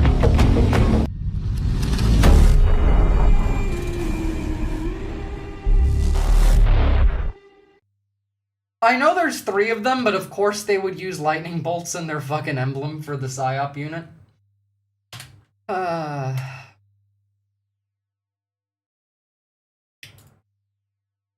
We, as a country, function primarily through insanity. That's it. That's it. Like, we function through insanity. And that's how you get things like Megyn Kelly saying this shit. Nazi-coded filth, of course. So I really do kind of not only want to see them killed in the water, whether they're on the boat or in the water, but I'd really like to see them suffer. I would like Trump and Hegseth to make it last a long time so that they lose a limb and bleed out a little. Like, I'm really having a difficult time ginning up sympathy for these guys. I didn't catch the Klan and the Ghost. That's a good point, Anarchist Tech Support. Now, I'm not sure what their, like, emblem was historically, but, like, that the unit's not exactly good. Sure, they helped drive the Nazis insane during World War II a little bit, but besides that, not really any positive attributions to them. 10 seconds earlier, almost got taken out by the initial bomb, but because they managed to get ejected, you know, a little too soon, had to be taken out in the water. I realize legally it may make a difference, but truly, Mark, this is a tough... It makes a massive fucking difference legally. For example, not only was this strike illegal internationally, which it was also illegal under American law. Here, this is directly from the DoD's Laws of War Manual. Persons placed hors de combat. Persons, including combatants, placed hors de combat may not be made the objects of an attack. Persons placed hors de combat include the following categories of persons, provided they abstain from any hostile act or do not attempt to escape. Persons in the power of an adverse party. Persons not yet in custody who have surrendered. Persons who have been rendered unconscious or otherwise incapacitated by wounds, sickness, or shipwreck. And persons parachuting from aircraft in distress. United States law. It's literally SS bolts, like they could have done Norse bolts and looked less sus. Yeah, I know. But it is the PSYOP unit, so, you know, are you surprised? So, don't forget, like, this is illegal under both, like, international law and US law. Explicitly in the manual, spelled out on purpose, yes, and they're still going to make those claims. But before we get to that, let's finish up with the couple other clips that I got of weird shit coming out of the White House. Here is one of the worst things I've actually ever heard Trump say personally, like out loud. He doesn't often go in like this. The country that illegally brought back torture, then legalized it, breaking its own laws? No way. Yeah, I know. God, why is Twitter defaulting to such a low volume? I'm understanding, and you're going to look at that, Scott. I hear they ripped off Somalians, ripped off that state for billions of dollars, billions, every year, billions of dollars, and they contribute nothing. The welfare is like 88%. They contribute nothing. I don't want them in our country, I'll be honest with you, okay? Somebody would say, oh, that's not politically correct. I don't care. I don't want them in our country. Their country is no good for a reason. Their country stinks, and we don't want them in our country. I could say that about other countries, too. He gives a shit about Somalia since today, because they started ICE raids in a new city that has a large population of Somalis, and one of the leaders in that city spoke out about it. I don't have the clip, actually. I can't find it right now, but that's what it's coming from. Billionaire talking about contributing nothing is laughable, also true. I can say it about other countries, too. We don't want them to hell. We have to rebuild our country. You know, our country's at a tipping point. We could go bad. We're at a tipping point. I don't know if people mind me saying that, but I'm saying it. We could go one way or the other, and we're going to go the wrong way if we keep taking in garbage into our country. Ilhan Omar is garbage. She's garbage. Her friends are garbage. These aren't people that work. These aren't people that say, let's go, come on, let's... Says the dude who sleeps at work every day. Let's make this place great. These are people that do nothing but complain. They complain. And from where they came from, they got nothing. Now I'm understanding. Yeah, we're at a tipping point. You brought us here, you fake orange fuck. Well, to be fair, before he brought us here, Bush brought us here, and before Bush, Clinton brought us here, and before Clinton, Bush also brought us here, and before that, Bush, I mean, go back as far as, at minimum, Nixon, so, you know, he's, making duty in his, diaper. Probably, he does sound a little cranky. Wild. Apparently, Trump says that he's going to abolish income taxes. Sure, why not? I don't buy it at all, so, we'll see. I guess. And, just a reminder, we really appreciate the cocaine. I hear Colombia, the country of Colombia, is making cocaine. They have cocaine manufacturing plants, okay? And then they sell us their cocaine. We appreciate that very much. But yeah, anybody that's doing that and selling it into our country is subject to attack. Cocaine. We appreciate it very much, but we might bomb Colombia. We did actually say we might bomb Colombia. So, you know. News must be so different for people who actually use Twitter. It is, and it's bad. I mean, to be fair, I get a lot of news from Twitter, though I do hate doing that. I don't know who runs the Polymarket Twitter account, but what I do know is that CNN is now going to treat Kalshi, a different prediction market, a different Polymarket fucking thing, as a credible source. N10 and other CNN journalists will also have access to Kalshi data for analysis and fact-checking across CNN channels, including digital and social stories. Yep, we're doing fact-checking with betting apps now. Wait, did he say he wants to tax cocaine? No, he said he's getting rid of income taxes, and he said he's grateful for the cocaine that Colombia produces and sells to us, but that we're going to bomb them for it. Well, you have to because you do content. Yeah, exactly. But also, like, if you're media literate, like I am, whether or not you, like, make content, you can get your news on Twitter. You just are not going to want to. Like, I get my news on Twitter not just for the content, it's because I can find the more obscure bits, but I know where to look for, I know who's full of shit, and I know who's not. There's, like, a very wide gap between the average and how I use Twitter.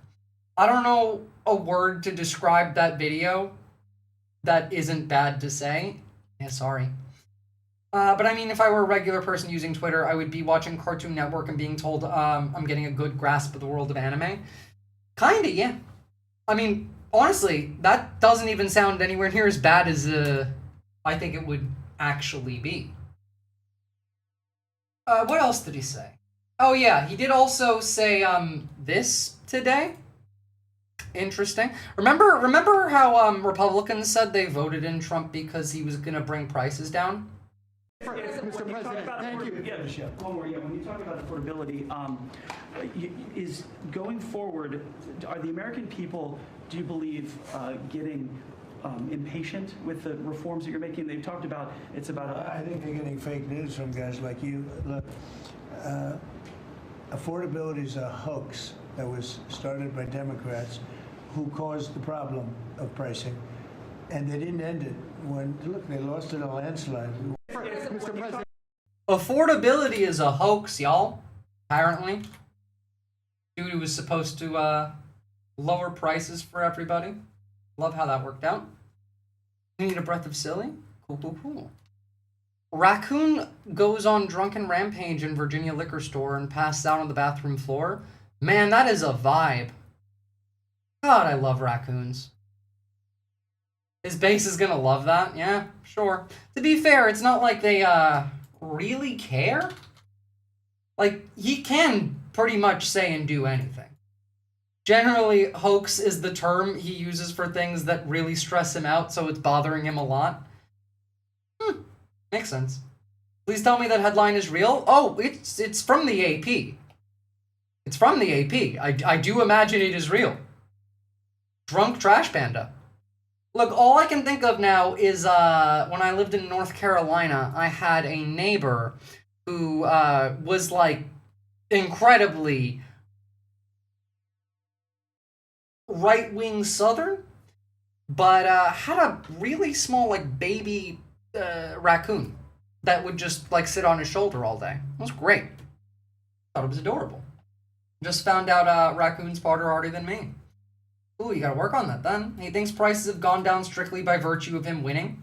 Well, he does also like demand that the companies bring the prices down. It's just corporate America's not eating the loss. Hell, Costco sued them today for losses that they took because of the tariffs, which turned out to be illegal and were undone. He saves the word hoax for like all the criminal charges against him, Epstein stuff, election losses, accusations of foreign influence. Yeah, you know, you're not wrong. It is kind of specifically stuff that stresses him out, that gets used for. Makes sense. Now, give me 2 secs.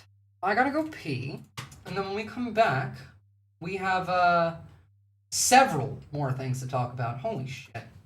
All right. I'll be back. 2 secs.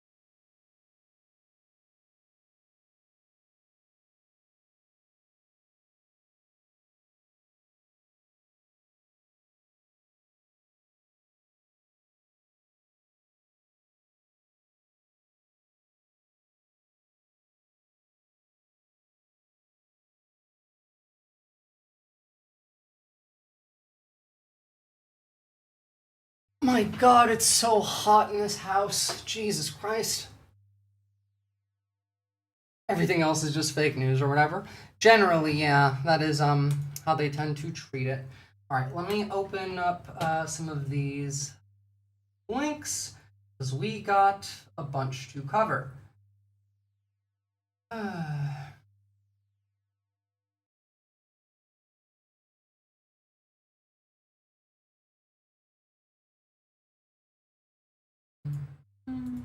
Okay. That should do it. So, to start off with, Yes, we are just literally murdering people in the water. Hegseth doubled down when this first came out. Said we have only just begun killing narco-terrorists, which is illegal. You're hot, Biz. Thank you. Greetings from SoCal, Visorians. What's up, Gary Johnson? And what's up, SoCal? Again, the, like, actual actions that were taken isn't even why it came out like this. Like, the fact that war crimes was immediately the rhetoric that was being used was because of what Pete Hegseth said, not just the actions. Because if we look at the actions, you would say murder, not a war crime. You could argue that we're not technically at war. I would argue that we are at war with Venezuela. We have a naval blockade and everything but name, blocking them in, and we have literally like implemented a no-fly zone over their airspace. So that is 2 acts of war. I would say we are in a war. But the directions that Pete Hegseth gave specifically were kill them all. And by saying kill everybody, like saying that itself is a war crime. That's the problem. By instructing the military to kill them all, like you're the fucking Mad King Aerys Targaryen, like that in and of itself is a crime. And if you want to look at what he actually said, former JAG's working group unanimously considers both the giving and the execution of these orders, if true, to constitute war crimes, murder, or both. Statement on media reports of Pentagon no quarter orders. Like, you can read the whole thing if you want. This is from former JAGs, which are military lawyers. Remember, by the way, at the beginning of this administration, they fired quite a lot of these people. So, you know, unsurprising that the people who got fired for being good at their job as former military lawyers are saying this is a war crime, murder, or both. Not to mention, like, one of the widows have filed a complaint. What the fuck? I don't know. Like, you got Pete Hegseth being like, Franklin targets narco-terrorists, which, like, the company that writes Franklin's books are not happy about this. Who makes these covers? AI. Franklin Goes to The Hague. That one makes me happy. I really can't wait to see Hegseth on trial. Right now, they are trying to throw an admiral under the bus instead of Hegseth himself. Which, by the way, again, this is why you don't follow illegal orders, because it's coming back to you. You are held liable, whether or not someone else gave you the orders. Oh God, it's Hegseth? Well, no, yeah, like, he's the one, you know, claiming he's Franklin. Looks like even Senate Republicans are about to force investigations. Oh no, they are. Like, Senate Republicans are. Even Republicans are pissed at this because it makes us look weak. Do you understand that, like, the entire justification that we're using against Venezuela to begin with is nonsense? Like, I've covered that in detail. Drugs don't come in from Venezuela. They're not coming in through boat. Most of them come in through land. Even the ones that come in through boat are the ones that are, submarines generally, like, all of that. But then, Trump then goes and pardons Juan Orlando Hernandez, former Honduran ex-president convicted for drug trafficking. This guy literally has a quote talking about, like, forcing the lines into the gringos' noses. Does he give a shit about stopping drugs coming into the country? No. Why the fuck would he? It's not about that. Pardoned him. To be fair, you can buy a pardon these days, so, you know. By the way, the Republican won in Tennessee, but the anti-ICE lady tailed him 47-51. Pretty close for Tennessee, so. Trying to throw them under the bus over the shutdown stuff. Not just that, but like they're trying to throw somebody under the bus for pretty much everything. But, I mean, when you are talking about drug smuggling being the issue that you're trying to fix, First tension. and then go and do something like, I don't know, pardon a drug trafficker that is already in prison in the United States. Meanwhile, in the media side of things, your people are going on TV and saying shit like this. The Maduro regime, essentially because of their association with this group, a foreign terrorist organization. That is big news. That kind of puts Maduro in 89, but Osama right in the crosshairs. We can take him out, right around here, extradite him, or we can go in and try to finish his regime. So good news for the Venezuelans who have been waiting for years to be liberated, and very good news for the American economy, which I'll explain to you why this is a #1 goal for this administration from the economic standpoint. But there are some Americans. I mean, I would love to see a change in government. My wife's from Nicaragua. We know how terribly the dictators there rely on Venezuelan oil. But at the same time, a lot of Americans don't want actual U.S. participation in regime change in Venezuela. They would much prefer the Venezuelans to do it on their own. Do you think the pressure that Maduro has received will force him to leave on his own? Oh, I think Maduro is not Fidel Castro. Maduro is not a brave boy. So now that he has understood that he's on Maduro literally agreed to the terms that we demanded. We're not letting him run away. Like Venezuela, we're like, fine, you can have whatever the fuck you want, and we kept going because it wasn't about concessions. That very nefarious list of the terrorist organization, that the airspace above Venezuela has been closed off and the commercial airlines from the United States are not flying. He's understanding that we're about to go in. He understands that he has been our enemy for the last 25 years. Venezuela, for those Americans who do not understand why we need to go in, basically for three reasons. Really fucking mask off. You're in Fox business.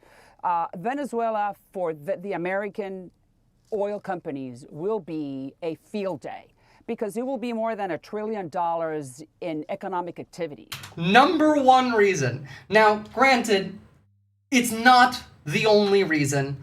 The fact that they're even saying that should make it clear to you that there is more here than just the oil. We want the oil. That's not the only reason. It's not even the main reason. We want the oil, but this is about colonialism. It's not about the oil. The oil is a bonus. The resources are a bonus. It is power. It's also testing things.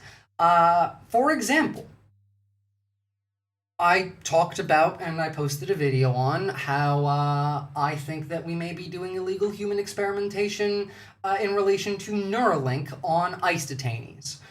Now, brain-computer interfaces are classified as a weapon, and the military wants that weapon. In fact, we're behind China in brain-computer interfaces. What's a really great way for, technology to advance when it comes to weaponry? Or, as we've seen with drones in Ukraine.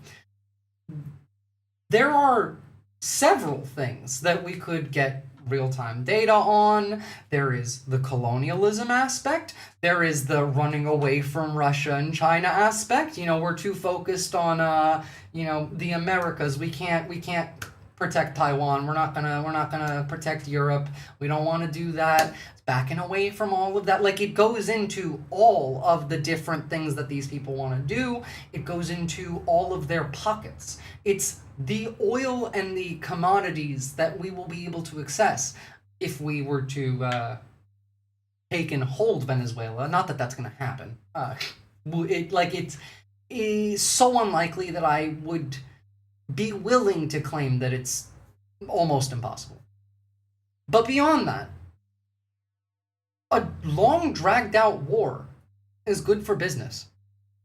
And I know that, I tend to do this a bit much, but if we think about the dark future, the cyberpunk lore, what did we do when we invaded Latin America in the 2 wars that we had in Cyberpunk lore? Well, the first time, we sent them with really shitty first-generation augmentations and cybernetics. They got their asses kicked, but the companies didn't mind because they got a whole lot of data, and they got to improve their shit. Now, we don't have cybernetics. We might not even have the BCIs, but what we do have is AI. What we do have is Palantir, who does need practice, who does need more data. In fact, like anything that runs on AI is shit at its job at the very beginning. It needs experience to learn. It needs to fail, and those failures need to not be fucking catastrophic. Last 25 years, has Maduro been in power that long? I'm not actually sure. The USA simply has not built enough of an allied or favorable unit of people in that state to work on our behalf. Even if we were to install our own person there, that region would just be unstable as shit. Remember, the USA sent their citizens to El Salvador, not exactly trust-building behavior. Also considering how we're treating our former Afghan allies. Also considering that we're threatening to bomb countries neighboring Venezuela as well. So, you know, what I hate so much about humanity is that the world leaders know that horrible crimes that lead to economic gains or technological innovation will eventually be forgotten or forgiven by the people. Well, it's not a nature... It's not like that... Christopher de Blante, that's not an innate part of humanity. That is a manufactured outcome. The short memory, the inability to learn from our mistakes, that's not naturally human. That's what they do to you. Like, every day. Now, we got this cock gobbler over here, Mike Davis, talking about how Pete Hegseth should court-martial Senator Mark Kelly for making a speech about how this is a crime and how you shouldn't follow legal orders. Thing is politically unfeasible, but who knows? Essentially, yeah. Look, like, there are very few wars in history that were begun, fought, and or ended rationally. Not very common. You can certainly go to the judge, advocate generals, the lawyers, and have a discussion about it. If you don't have time, you just say simply, I'm not going to do that. That's against the law.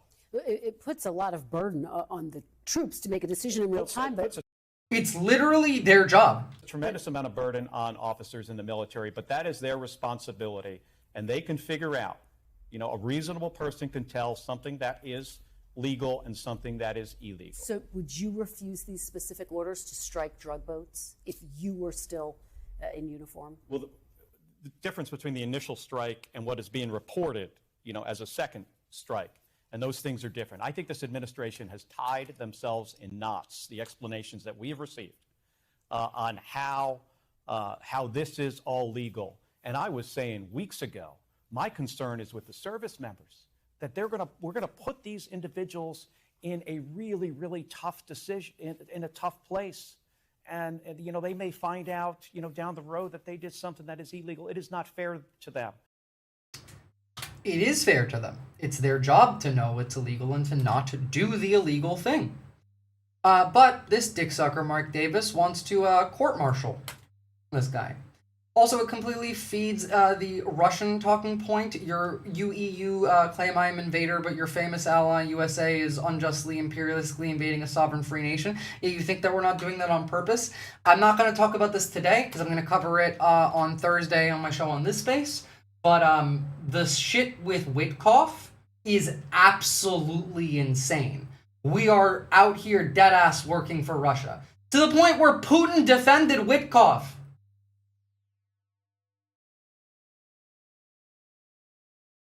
Russian President Vladimir Putin on Thursday defended U.S. Special Envoy Steve Witkoff against accusations of having a biased support of the Kremlin against Ukraine. Called him an intelligent man. The partial readout of the phone call between Steve Witkoff and Yuri Ushakov literally shows Steve Witkoff, the American envoy, coaching the Russians on how to manipulate Donald Trump. So, we'll talk about that on Thursday, but yeah. I didn't say that it wasn't any of them, I just meant, like, most wars are not fought rationally. Historically, it's pretty rare that any war starts, is fought rationally, or ends rationally. Just hire me for the Russian PR team now. Well, clearly they don't need your help, because they got, best and the brightest in America. Like the Secretary of War. The DUI hire so drunk even his name tag is slurring his speech. They're offended by the illegal part? No, Gary Johnson, they're not. They're offended by the don't follow orders part.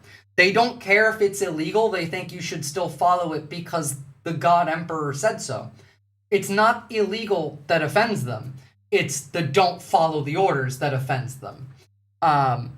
They think that you should follow the orders even if they're illegal. On purpose. They fully believe that. Jesus, the paper got drunk by association. Look, there's only so much time you can spend in the vicinity of him before your blood alcohol will rise through secondhand ingestion of like the fumes that come out of his mouth every time he breathes. Didn't know you could get secondhand lit. Yeah, the taco was bitching about that today. True. Those are not Christmas gifts. So here's them throwing Admiral, was it Bradley? Yeah, Bradley under the bus. Those are not Christmas gifts from Santa. This is drugs running on motor fast boats or submarines that we've also struck. No one's fishing on a submarine. And I have empowered them to make that call. Now, the first couple of strikes, as you would, as any leader would want, you want to own that responsibility. So I said, I'm going to be the one to make the call after getting all the information and make sure it's the right strike. That was September 2nd. There's a lot of intelligence that goes into that, building that case and understanding that. A lot of people providing information. I watched that first strike live. As you can imagine, at the Department of War, we got a lot of things to do. So I didn't stick around for the hour and 2 hours, whatever, where all the... He contradicts himself here because he had said that he had already watched it. I'm sure someone has fished from a submarine. He lies a lot. Well, yes, absolutely. And like, sure, someone's fished from a submarine once, maybe. Who gives a shit? Doesn't matter. Again, all of this is bullshit. They just want to murder people. The justification for the strikes, a lie. There is not, like, less than 5% of all of the drugs smuggled into the US come through the fucking Caribbean by boat. Most come by land. They are brought in by white Americans. Beyond that, we just pardoned a former drug smuggler that was in prison in the US. Like the Honduran ex-president. He does not care about this. Donald Trump literally said in this meeting, "Thank you, we appreciate that," to Colombia producing and selling us cocaine. He said it in this meeting. Sensitive site exploitation digitally occurs. So I moved on to my next meeting. A couple of hours later, I learned that that commander had made the... Even if the folks on the boats had signs claiming even if the people on the boats had all the drugs in the world, it's still illegal. It's still illegal, not just internationally. It is illegal through American law. Again, straight from the DoD's handbook. The Department of Defense's Laws of War Manual, explicitly laying out persons placed hors de combat, including the following categories of persons, provided they abstain from any hostile act and do not attempt to escape, are not to be made the object of attack. Persons who have been rendered unconscious or otherwise incapacitated by wounds, sickness, or shipwreck. It's illegal under U.S. law. Not fucking international law. I mean, yes, also international law. Admiral Frank M. Bradley, the commander of the U.S. Special Operations Command, will give classified brief tomorrow to Democrats and Republican leaders in the House and Senate Armed Services Committee regarding the controversial double tap on suspected narco-terrorist vessel. I hope he gets charged, and I hope that, like, they're still pissed and then they charge Hegseth as well. Again, this is why you don't follow illegal orders. Now, Trump has also said today We'll soon begin ground attacks. That's easier. We know where the bad persons are. It'll begin very soon. He also said Colombia has entire cocaine factories. Any country that does that is susceptible to being attacked. Again, I don't know what was up with the Colombia cocaine bit. Because, like, he both says, we'll attack you, but we appreciate you. I hear Colombia, the country of Colombia, is making cocaine. They have cocaine manufacturing plants, okay? And then they sell us their cocaine. We appreciate that very much. But, yeah, anybody that's doing that and selling it into our country is subject to attack. Okay? Hi, Visora. I've avoided the news for the past 2 weeks and mentally feel 10 out of 10. Anything super vital I need to know? Well, Pete Hegseth is a war criminal and just a regular criminal. For one, we're making asbestos great again, as I covered in the beginning. Honestly, like, the first hour of stream was pretty fun. We talked about physical differences in the brain between the right and the left, as well as the unfortunate fact that I now know that RFK Jr. has a pregnancy kink. And the economy's about to collapse. But aside from that, not really. Physical differences in the brain. Yes, a lot of them. I would highly recommend checking that out. Also, you could just jump on YouTube because that way you can rewind. This is something that I think everyone needs to know, though. Fed Reserve today pumped $13.5 billion into the U.S. banking system through overnight repos. This is the second largest liquidity injection since COVID, surpassing even the peak of the dot-com bubble. So that's pretty fucking bad, as an indicator. Especially when you combine that with, like, U.S. housing market is going to face a price correction worse than 2008, according to housing analyst Melody Wright, who expects home prices to drop in half as soon as next year. We also have seen U.S. foreclosure rates surge 32% year over year, whereas foreclosure rates for homeowners has jumped 20% specifically. So the economic collapse that's coming is going to be so bad. Like, it's not just the AI bubble, it's the everything bubble. Everything is overvalued, everything is overly leveraged. Thank God I'm in the EU, easy clap. Will still affect the EU, unfortunately. Asbestos is such an impressive material, I felt like the ban was excessive. I doubt the repeal is reasonable alternative, though. No, it's not. They're literally putting asbestos into cosmetics. It's not in any way good. The modern economy has an amazing way of zombie walking through everything. I feel like we're just not going to see it crash all at once, but certain sectors just press hard. I will start that way, but Socializing Sapien, to be pretty clear, by the middle of next year, we're expected to be worse off than the Great Depression. The United States might default on the debt, which would crash the global economy, considering the fact that the interest payments on the debt are $1 trillion or so a year now. So, pretty fucking bad, actually. And, you know, Donald Trump did say today, affordability is a hoax. We still have like 1.1 million in layoffs this year, yet unemployment hasn't ticked up yet. Inflation as a whole isn't too high up. Yep, they're saying inflation is going to go up soon. We have 1 million job losses this year, although we're still continuing with layoffs more and more and more and more. And a bunch of other stuff too, yeah. Asbestos in cosmetics and household, you say? Yeah, that's not a win. No, it is not a win. This I have not... Oh, okay. It is confirmed. Initially, when I saw this was only being reported by less credible sources, but now The Atlantic has jumped in. So, the Pentagon has apparently ceased all communications with the German Ministry of Defense, including discussions related to Ukraine.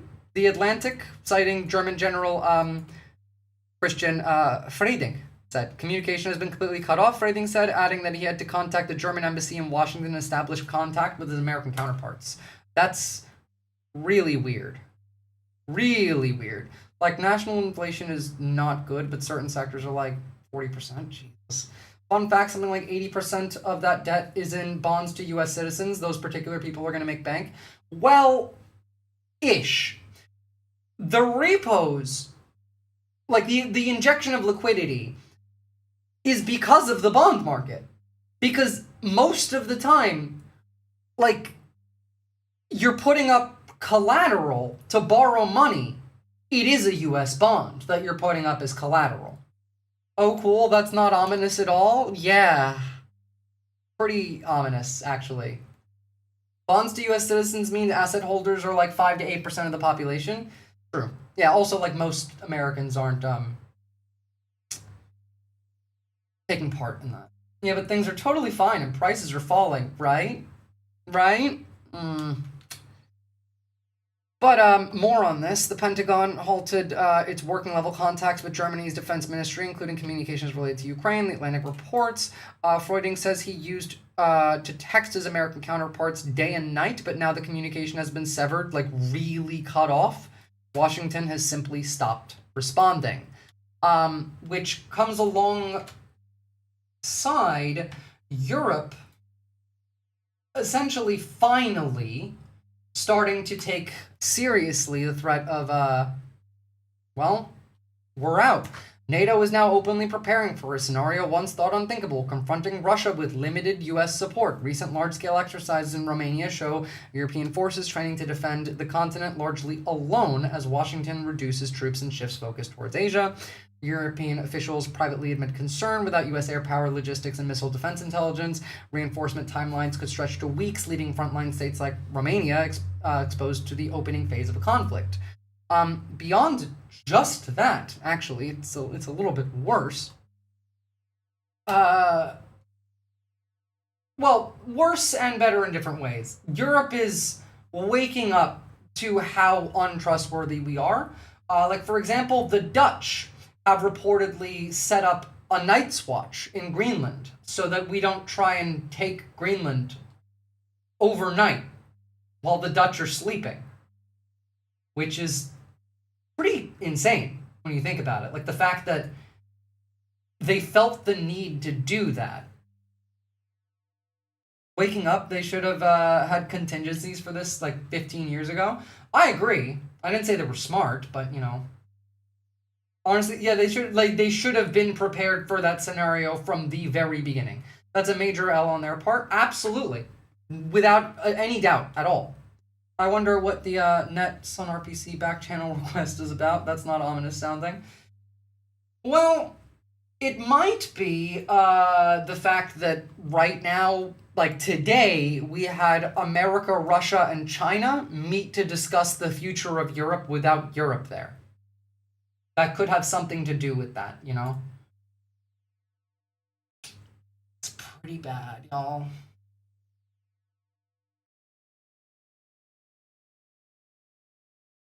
Oh, this is ridiculous, this one. This is actually quite funny. So, Israel bombed Lebanon again, but the bomb they used didn't explode. They used the GBU-39 that didn't explode. And now the United States is pressuring Lebanon to return the bomb because they're worried Iran or Russia might reverse engineer it. Like, I don't know how this is real. We give Israel a bomb.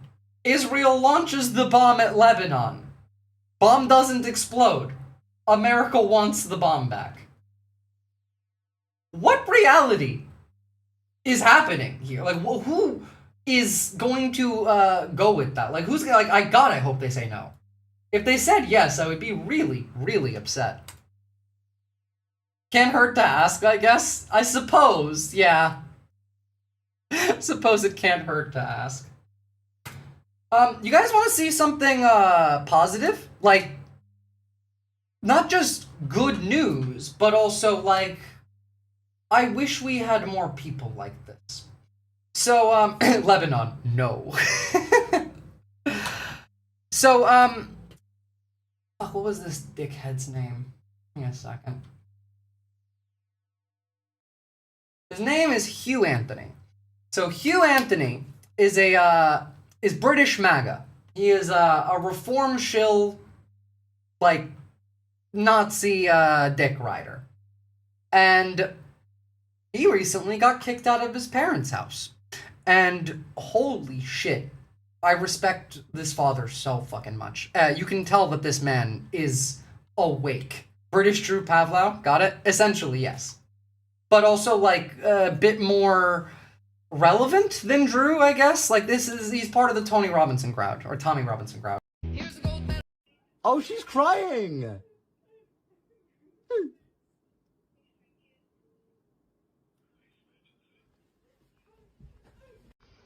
I need this video injected into my vein.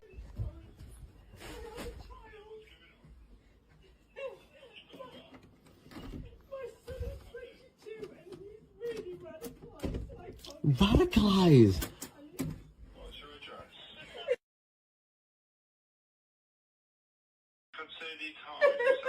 I'm not harming myself. What's your concern with him in his room? I'm a political commentator. Really right when he's posting. Oh my god. He's shouting at us. Using to come at his This is so dramatic. Alright, now Dad. I'm so sorry. First off, that fucking glare. This man is the man. I'm a political commentator. Interesting, yeah, I know, right? You don't... Funny how I'm also a political commentator, but my parents respect me. Scare me, Dad. Do I know? No. Do I know? What is wrong with you? Why are you assaulting me? Do I not Why are scare you assaulting me? Why are you assaulting me? Shut the fuck up, you parasite.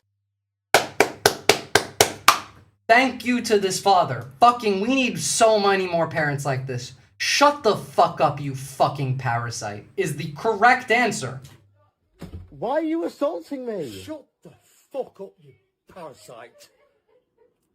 I have brought you up for fucking 20 years. Let me leave. What the fuck have you become? Let me leave. What have you become? Let I me want walk- you to leave. Jesus Christ, we're not. Then let me walk out that door. Let me walk out that door. Let me walk out that door. What Let have you me become? walk out that door. Answer my question. Nothing. I just want to preserve this nation. Do you not understand? You will not win this war. Yes, I will. That line, "you will not win this war," tells me that this man is awake. Like, this man's dad fought in World War II, killed Nazis and shit. He knows. Like, a normie will not say that. That you won't win this war is not a line that you would hear from any random person. Every son knows that look. That's the "you're about to get fucked" look. Yeah? You can do a lot of fuck-ups as a son, but making mom cry isn't acceptable. True. Do you not understand? You will not win this war. Yes, I will. No, you won't. I'm leaving this house. Right I now. want you to leave. I don't want you to come back. I'm leaving right now. I want you to go right now. I'm leaving right now. Go. Oh my god, I'm now leaving. he's filming us. No, I'm leaving. You, I have nothing to hide. You're off to jail tonight, by the way. You just assaulted me. You. I want to leave. I want nothing to do with you. Off you pop. Have fun sleeping on your shitty Nazi friend's couch until they're done with you. God. Like, this man is a loser. A genuine loser. And I'm glad he got kicked out. Really, look, we talk about how de-radicalization is incredibly difficult. And personally, I don't even really believe that it's possible for everybody. But I also believe that the average right-winger, their brain functions quite similarly to that of a drug addict. The only way that they will give this up is by reaching rock bottom, by suffering, and then choosing to stop. You just assaulted me. Shut the fuck up, you parasite. Amazing. I just want to preserve this nation from what? What Alex Jones says is a problem? Yeah, essentially. This is the guy, by the way. This is the actual dude. TikTok, you may have banned the main account, but Prioritise Britain will stay going. We are going to keep growing, and we're spreading all over the place. Guys, stickers may appear. They're not me doing it. People have stickers, and if they appear... Just a loser. Generally thinking, I wonder if sons should be raised without computers in this sense, no smartphones, just books and football. To be fair, I think that should apply to all humans. Like, I think the internet was a mistake. It could have not been one, but we made it one. In fact, humanity's only gotten dumber. Virgin. No offense to virgins. Yeah, honestly. Well, I feel like an awesome manly son now in contrast to that, Chud, as you should. As your father, Christopher Tablante, I'm proud of you. No, but seriously, like, social media, computers, smartphones have poisoned all of us, and we'd be better off without them. Now, look, it's a little bit more complicated than that, and let's talk about it. We are not cooked. Our brains are cooked. Our brains are cooked because of what gets put in them every day, because of how we engage, because you have to specifically, actively spend time blocking inputs that you don't want in your brain. If you are just scrolling through social media, right? You're half paying attention, you're watching TV, second screen. Your brain is not deciding what information is unnecessary and shouldn't get stored. You're not thinking, you're just ingesting. Inoculate the children against right-wing bullshit, actually. This is about human survival. I agree. Just the inoculation doesn't have to be online. In fact, I think offline, physical interaction is critical. Like, this would be difficult in America for obvious reasons, but I don't know, I'm having the thought, like, I live in Australia, right? I can much more freely be out in public. What if I, like, set up stream outside one day? Like, just, like, a table, bring computer. I would need a power source and, like, internet. But, like, set up stream outdoors and do regular stream. But also, like, if someone shows interest, you can come talk, chat with them. Like, bring it to the physical. The media that you're ingesting, still the same, but physically there in a way that other people can interact with. And we're seeing a start to this already. Like, there was a lot of people drifting away from social media. The more and more like censorship gets added, the more and more ID verification gets added. Hell, ID verification is like growing in the US. They're banning VPNs in the US now, or at least trying to. I know one state specifically passed a law on that. We're going to talk about that tomorrow a bit more. So, like, it's complex in the... It's hard to really see a way forward that doesn't include moving off of the internet. Social media was the mistake, yeah. Oh yeah, social media is genuinely uncool. Look at this, by the way. YouTube is removing educational cybersecurity videos now. Which, funny enough, you guys don't know this, because I was away. But while I was away, I actually got permabanned from live streaming on YouTube. Now, clearly, that was reversed, considering I'm live on YouTube right now. But the reason for this is a 2-month-old video, 2 months old, in which I am covering... What just happened?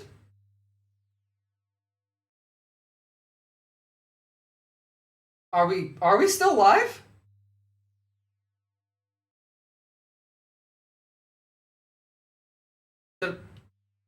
Okay, clearly YouTube doesn't want me to talk about this. You never went down? Everything went down on my screen. Like, all of my pages said, like, you have no internet connection, and then came back. It was weird. Shit. Alright. So, essentially, it was a 2-month-old video in which I was covering ICE raids in Chicago.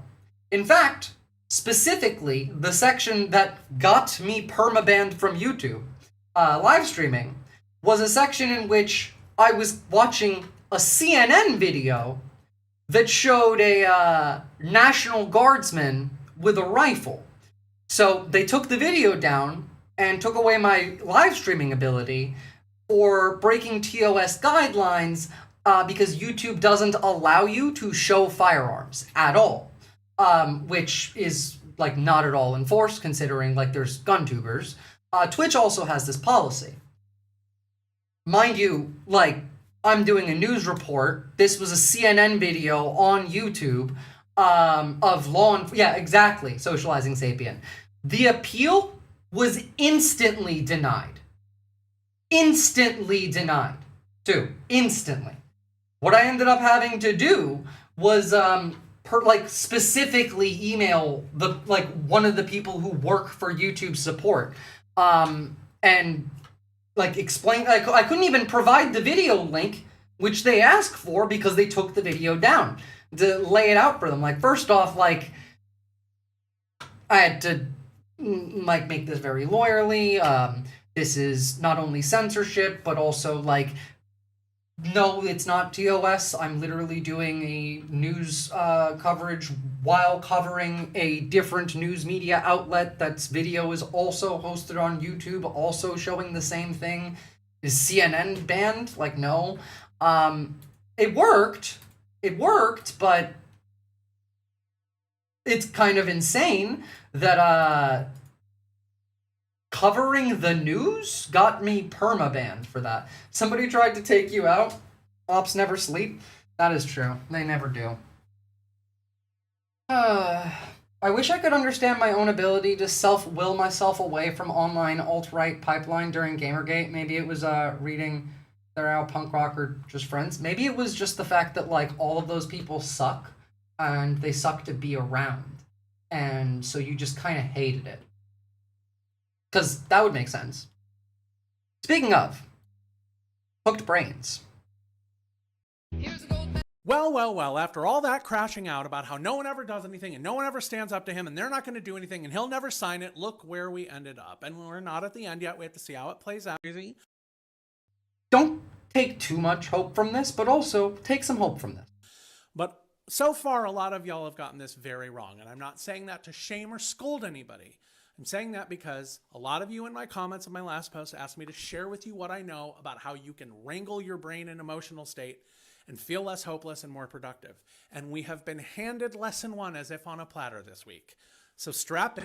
This is going to have some hot takes, but I firmly will agree with them. And this is lesson 1. It is not going to be short. Nuanced topics cannot be distilled into 90 seconds. If that is what you require, go find someone else. The reason you have been bamboozled about, our friend Jeff and his nail files this week, or part of the reason, is similar to part of the reason you feel so hopeless and we're unaware of all of the things that people are doing to successfully beat this back. And it is because the glowing squares on which you get all of your information are actively keeping it from you. And They are. This is why I say do not rely on the algorithm to recommend videos to you. If you like to watch specific people on YouTube, have a list of those channels and check them manually for new videos, because you won't get recommended ones that they don't want you to see. Say that not as some weird crackpot. I say that as someone who's worked in media for 20 years, who's worked in social the last several, including several years on this very glowing square. I have watched it play out. They are actively keeping it from you. So what does that mean? Now, most of what I share with you in this playlist, which is going to take me a while because I have a wonky brain and a full-time job, so bear with me.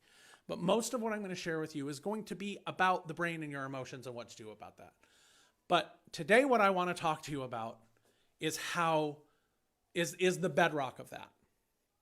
Because you have got to take control of what you are being fed on these glowing squares. Because I'm going to make a video about this, but to go more in depth. But I use private video windows to reset my recommendations every time so it can't build an algorithm for me. That's good, Rich.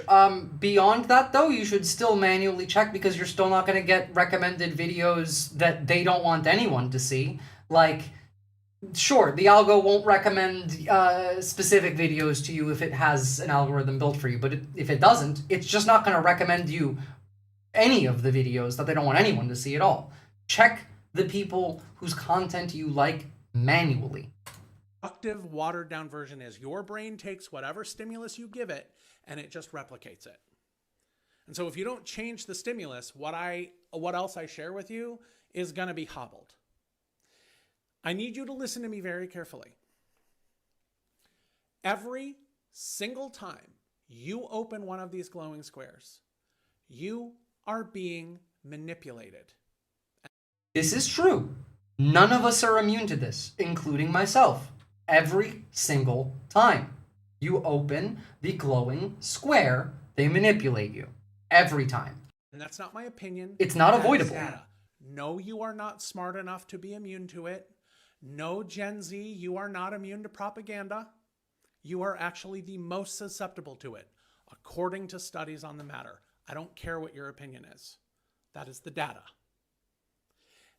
More than half of everything on the internet, more than half, is created by beep, beep, boop, boop robots. I can't say the real word or I get in trouble.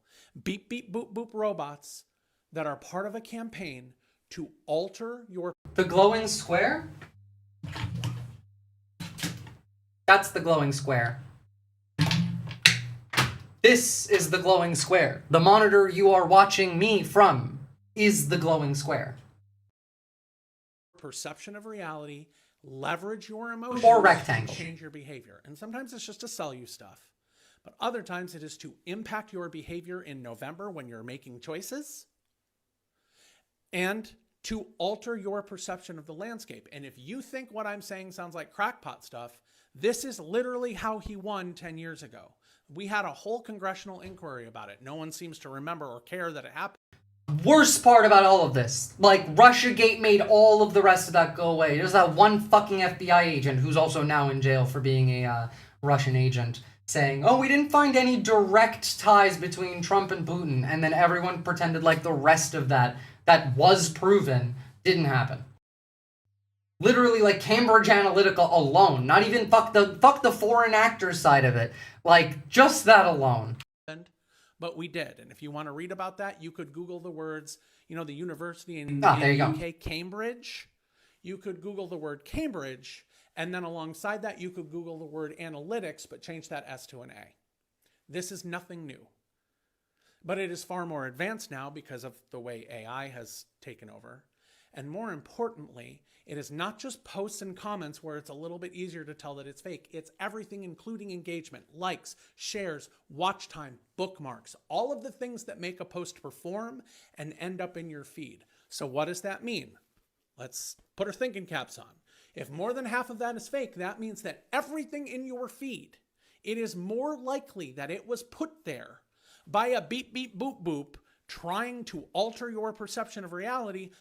If the algorithm is showing you something, they don't mind that you see it.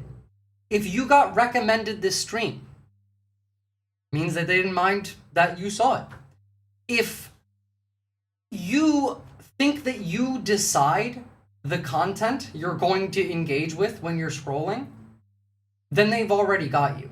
They decide the content that's going to come up in your feed, and by they, I mean like the clankers, the bots, the algorithm. It decides before you even know what, like, you're going to be thinking about next. It does. Because you don't get to choose. It leads you there. That's the thing. That's how that algorithm works when you allow it to. It doesn't provide you with the next thing that it thinks you want. It makes you want the next thing that it wants you to want. The people who made it that way. Oh, if I look up a subject, I manually have to find videos older than 2 years? Makes sense. That's why I only trust Zachap, human algorithm. Base, Zachap is a base streamer. In fact, like, one of, like, friend of the channel, obviously, but one of, like, the first ones I ever engaged with. Based. Than it is that it got there organically. And my post is probably no exception. I am convinced the reason my post was permitted to perform is because I was heated and they thought it would make people fight. That's why I don't get banned, by the way. In fact, I definitely get throttled a bit, but the only reason I'm still even allowed to say the things that I do is because I am an asset to the business. I drive engagement because I'm smart enough and mean enough to cause arguments, and I'm attractive enough that people might want to click and spend time on YouTube or on Twitch. Like, that's it. That's literally... Otherwise, they would have just instantly deleted my account before I even had, any followers. Like, I've been saying the things that I do for well over a year now. They bought all of the media corps like the Nazis. They owned all the media corps before. It's just new Nazis bought them from the old Nazis. But, they were all already the same anyway. It's the fact that, we have no media outside of tiny little spaces. Like, again, this space, for example, support independent left media, go and drop them a sub. I do my show there on Thursdays. But, that's not enough either. We need to spread this outside. We need to do this outside. All legacy media, not just legacy media, all media, online media is just as bad, if not worse on average. They love that. Doesn't seem to have worked, thankfully. But they are actively doing this to you. So you have to stop allowing them to. And how you do that is something I'm going to call mindful doom scrolling, TM. And what I mean by that is... Now, this is going to be a hot take, but I agree with this entirely. Before you sit down to scroll, I would suggest you take a moment to take, say, 3 deep breaths, in through your nose, out through your mouth, with a longer exhale than the inhale.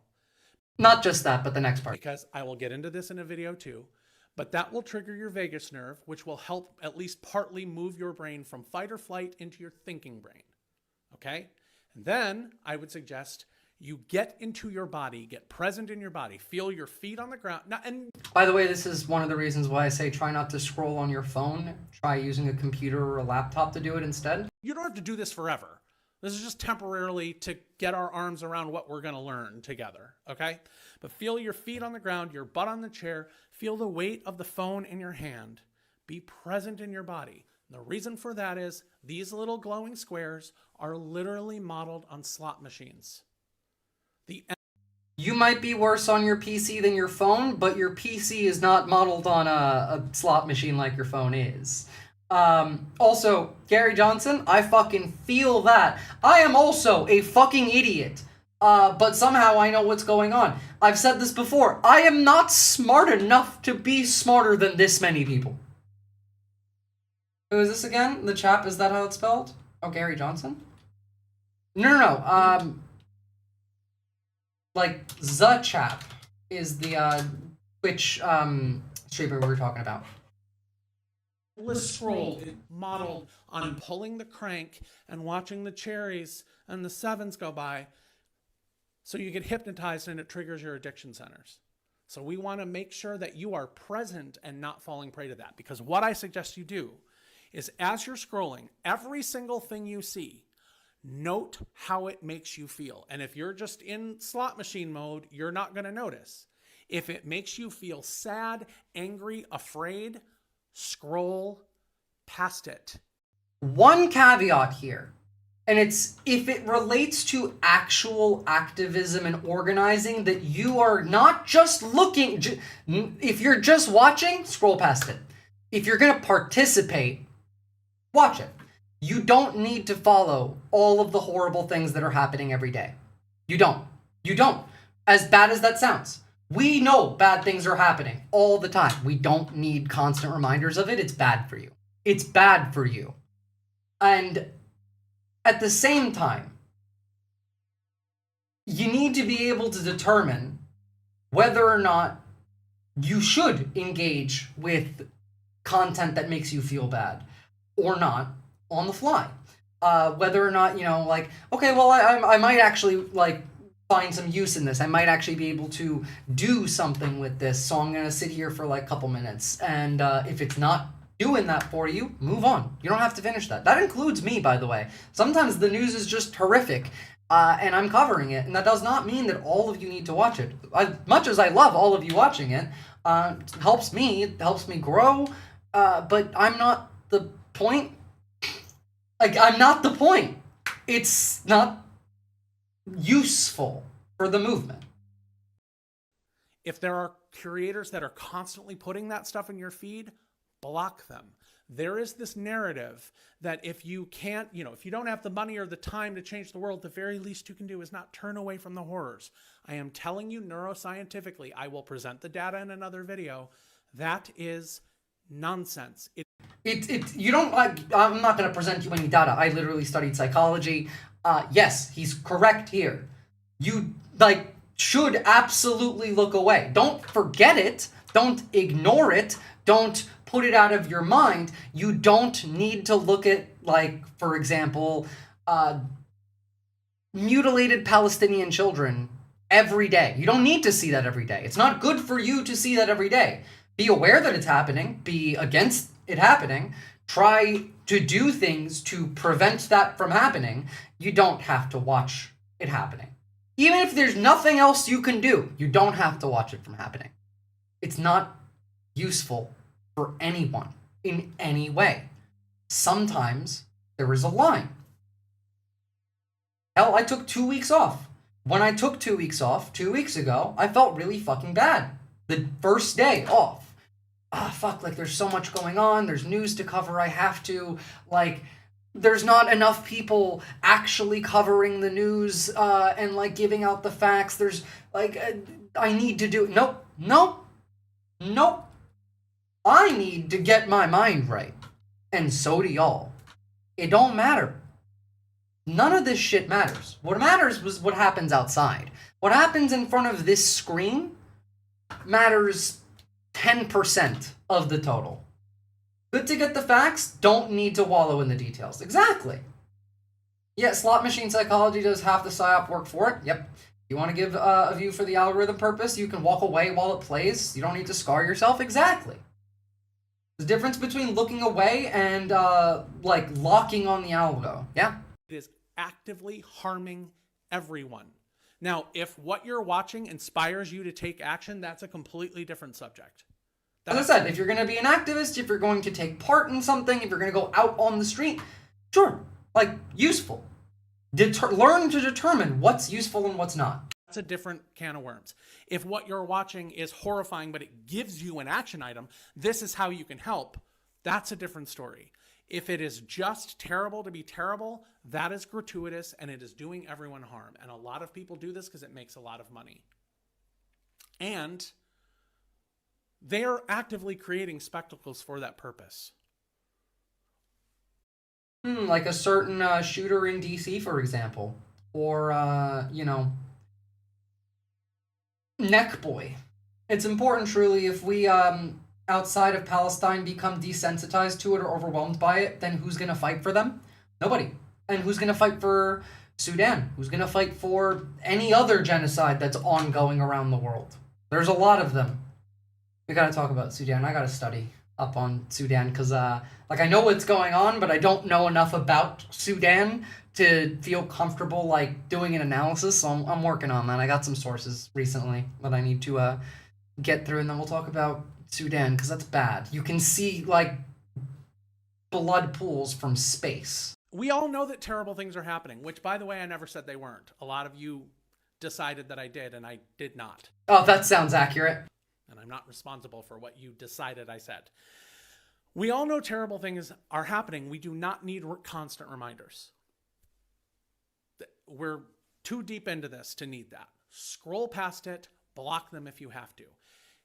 By the same token, and this is almost more important, when you do find content that makes you feel hopeful, gives you agency, gives you action items, makes you feel like maybe things aren't as bad as you've been told, or that there's a way to make them better.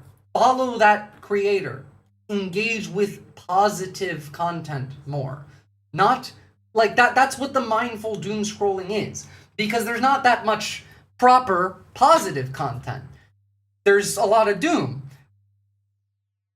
But that mindful aspect of it is usefulness. For example, my streams, right? Like, we cover a lot of depressing stuff, but I always try and throw in something interesting, thought-provoking, or even funny every now and again. That's why. Like, it's not just because it's less boring and horrific to watch. It's not because, you know, engagement goes up. It's because it's more useful. Sudan and the Congo, lots of Africa, actually. For this reason, I've been watching a lot more mainstreamish media. Seems crazy, but it's so moderated. It helps you just get the info without getting too emotionally elevated. On that, I have another point I want to make, actually. Let's finish this video first. Especially if it's coming from an expert. Make sure you tell the algorithm you want more. Like it. Leave a 7-word comment with no emojis. They think that's AI. Like the comments that are in there. They think that's AI. Me training to be better at pretending to be AI so that one day I can take its job. Mark it. Copy the link. You don't have to send it. Copy it. Repost it. Post it to your stories. Do as many of those as you're comfortable with. You have to take control and tell the app what to send you, because I am telling you, as someone who works in this space, who has a lot of friends in the healing professions, a lot of friends in spirituality. I'm a very spiritual woo person myself. Like the stream if you haven't already. Also, leave a comment. In fact, on YouTube specifically, the 2 things that drive engagement the most are you liking and leaving a comment. That being said, I still enjoy my daily Kalinsky unhinged but justified crash outs. I really gotta watch more Kyle. And a lot of friends in activism, they are actively squelching this content, especially in the last few weeks. I've watched it play out since January at my job. You have to tell them what you want, and you're gonna have to go seek it out. And that includes the stuff I make for you, which is gonna take me a while, because I don't know if I already said this, but I have a wonky brain and a full-time job. So it's gonna take me a while to do this. So I'm gonna fall out of the algorithm. You're gonna have to seek it out. You're going to have to seek it out and tell the algorithm you want more. And to that end, as a place to start, if you go in my reposts, I repost content. Look, on that, I think that pretty much covers it. But in relation to how to determine if something is worth your time, but also in relation to the mainstream media. This is actually something I recently learned. I didn't know this. Did you know that English as a language has a built-in, what's the word? Jesus Christ, that was loud. Heuristic, that's the word, a heuristic. If you are ever one... Shut up, that you can use to tell if someone's bullshitting you. Now, obviously, not every case of this means that this person is bullshitting you, but apparently, this is the case. This makes a lot of sense, really, when it's laid out. Wondering if somebody is bullshitting you, a simple heuristic that you can use is to count the number of Germanic versus Latin words that they are using. I stumbled upon a Twitter thread talking about this over a year ago, and I've not been able to stop thinking about it since. I had to understand the history. You see, English is an interesting case because it is a Germanic language, but over the last 1,000 years or so, it has absorbed so many Latin-derived words that they now account for over 60% of the total vocabulary. Germanic words, by contrast, make up only 25% of the total vocabulary, but they account for over 80% of the words that we use in day-to-day life. Germanic words are going to be ones like hello, horse, water, house, tree. Meanwhile, Latin-derived words are like reconciliation, veracity, cognizance. Can you see where this is going?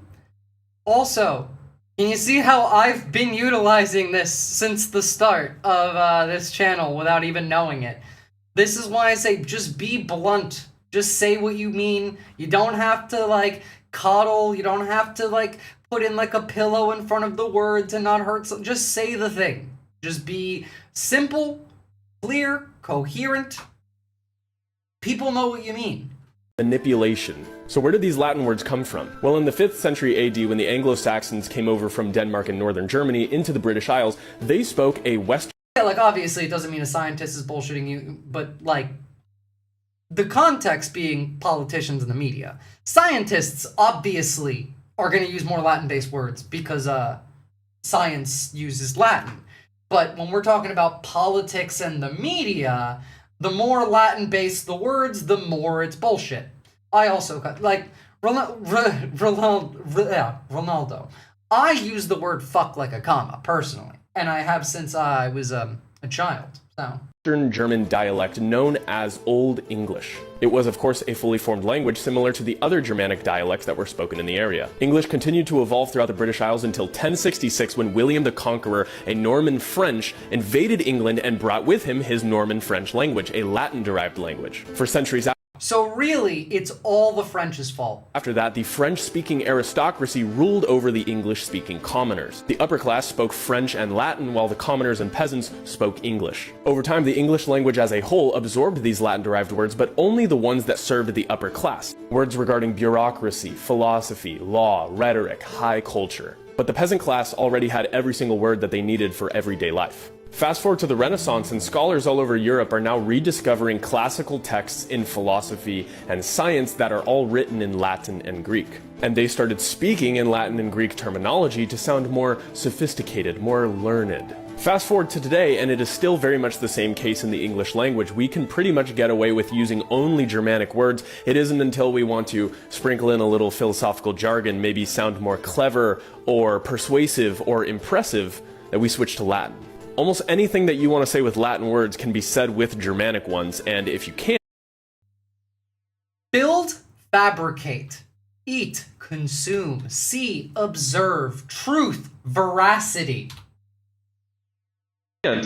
I can see Americans, like, not even knowing what the word veracity means. In Latin and Greek levels of illiteracy, rather. terminology to sound more sophisticated, more learned. Fast forward to Give me the today, list, and it is come on. still very much the same case in the English language. We can pretty much get away with using only Germanic words. It isn't until we want to sprinkle in a little philosophical jargon, maybe sound more clever or persuasive or impressive, that we switch to Latin. Almost... End, terminate, make, construct. Like, yeah, I can see it. This is why I follow you, Viz. I was watching the Mamdani election. You were the only one cursing. Based. I didn't realize it was the only one cursing. Goddamn. This is why we have things like pork and pig. It's all because of the French. Fun fact, humans used to be referred to as long pig, at least by cannibals, because human meat and pork taste the same. I learned this in 9th grade English class when reading Lord of the Flies, rather. Yep. People taste like pork. It's also why we, like before we had gel ballistic dummies, we used pigs often for ballistic tests. Yeah, I've been told English is like the Anglo-Saxon, Germanic, slang, French had a kid together and raised by 100 different nannies. Basically. Guilty, I love those fancy, fluffy, flowery words. Well, now you at the very least know, if you want to sound more authentic, to not use them. In certain cases. That's wild. It is indeed. Anything that you want to say with Latin words can be said with... To demonstrate, to falsify. Just call it a lie. That's my favorite one. It's not falsify, it's a lie. It's not incorrect, it's wrong. You're not uneducated, you're an idiot. You're a moron, you're an imbecile. Like, just be blunt. It genuinely comes off more appealing to everybody. Like, everything is so fucking fake.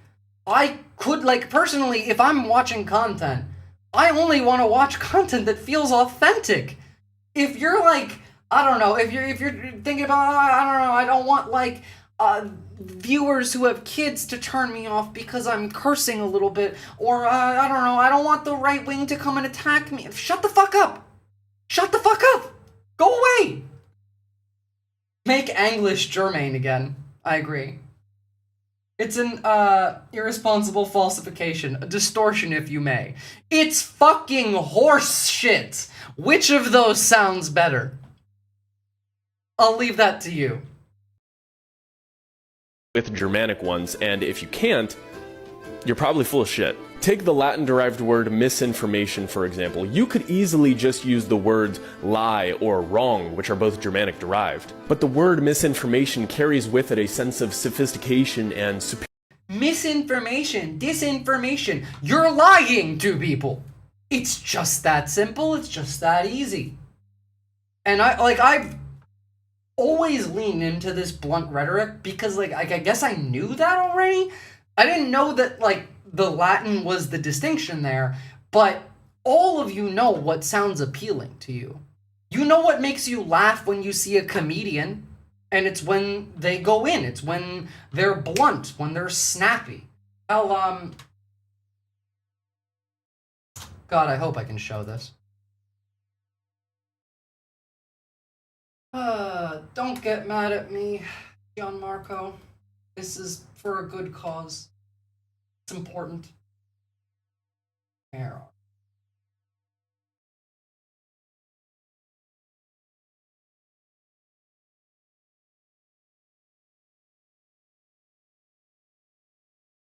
No, that's not the one. Where is it?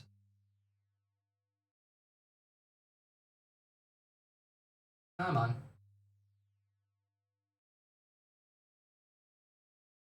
Wait, I know where to find it. Oopsie. There we go. What do you do? I'm just gonna download this and show it this way instead, so I don't have to find it on TikTok. Okay. There's a reason that this hits, and it's because you can see the authenticity in his face, and you can see him contort to try and not be really mean, and that comes off as authentic. Now imagine him after this, doing the same thing, but using Latin words. Work. I work for Amazon designing conveyors robots. Oh, you're designing robots for Amazon? Yeah. Well, thanks for your help.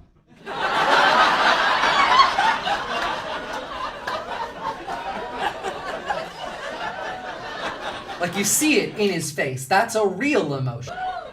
Are you designing the robots I read an article about recently that are replacing the 600,000 workers? Yeah.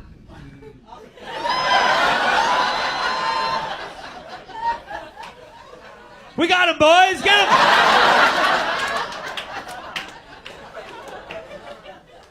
That's right.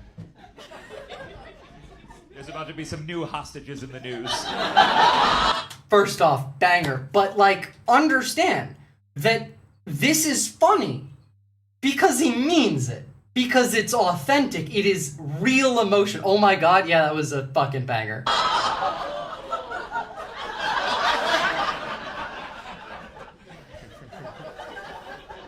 Don't criticize my plan, it's anti-Semitic. Which, by the way, 10 out of 10, sir. Don't criticize my plan, it's anti-Semitic is, amazing. Genuinely.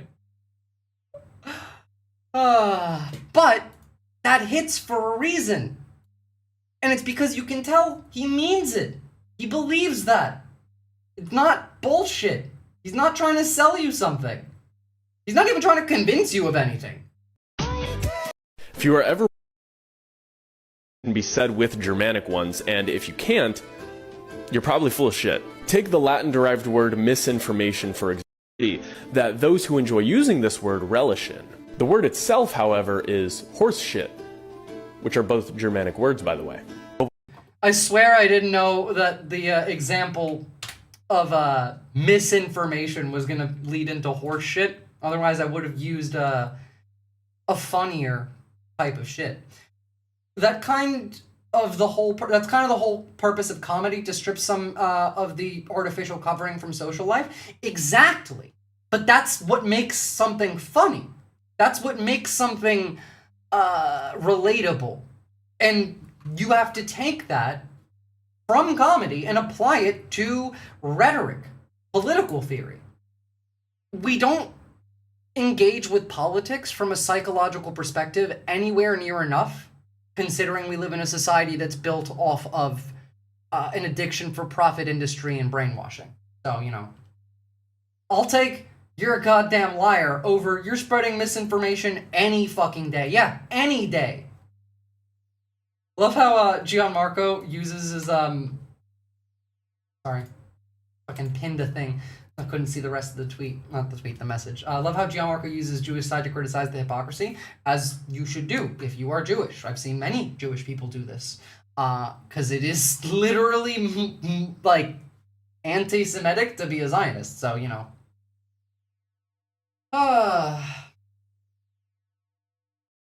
All of this ties in together. Like, there is one cohesive pathway forward for us. We just gotta take it. And that cohesive pathway forward requires us engaging with things like this. Requires calling out bullshitters. Requires spending time outside. Requires advocating and working for goals that we can't achieve just online. Again, like, this is a multi-front war that we're in. And arguably, the media front, in some ways it is, I mean, like, at the moment I would say it's one of the most important, but it really is the least important. It's only one of the most important right now, specifically because we have such a lack of community. We have such a lack of real engagement, like people willing to risk and to sacrifice and to, I mean, like, look at this, for example. You're never gonna achieve this without first engaging with how you feel and how you speak. This happened just this weekend, by the way. This was a peaceful protest in Germany over the founding of an AfD youth group, a Nazi youth group, and this is how the police responded.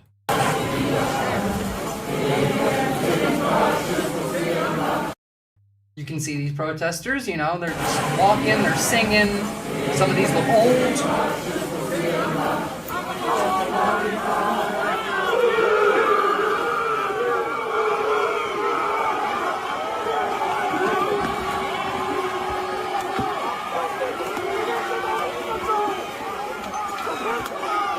Like a fucking Vikinger charge. What the fuck? What the fuck?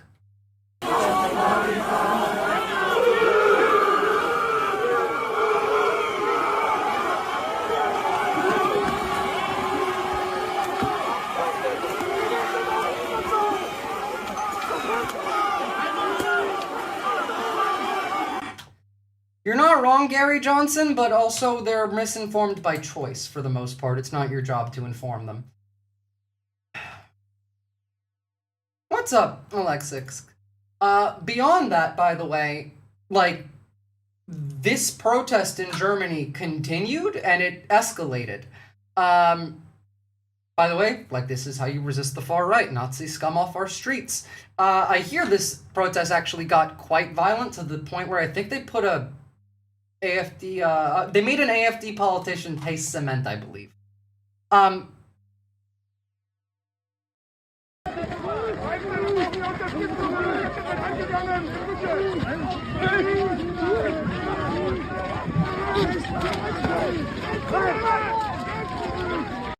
Again, by the way, like, I don't give a shit what anyone says. The only reason that there was violence at this protest is because the cops clearly fucking initiate it.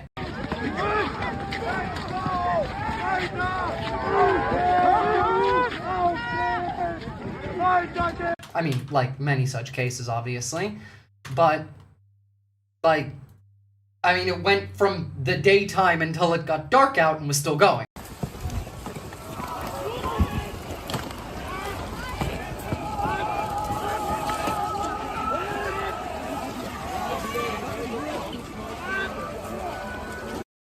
And you know what? Good for every single person that stood out here. Every single person that got assaulted, beat, doesn't matter. You did your job. Your job is to be, like, when you live in a liberal democracy, like Germany, it currently is. A peaceful protest, your job at the protest is to get the shit beaten out of you by the police on camera. That's your job in a protest, in a civil society under liberal democracy. Now, obviously not the case in America anymore, but they're still there. They're trying to prevent going on to the next stage.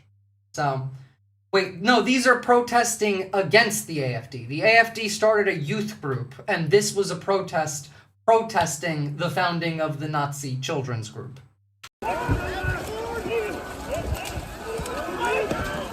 Mind you, also, speaking of Germany, this shit scares the fuck out of me.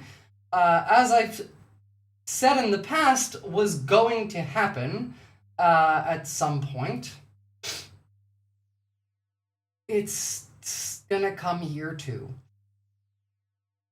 German banks have now officially started debanking anyone in relation to the Antifa group that we declared, like the United States declared, as a foreign terrorist organization in Germany.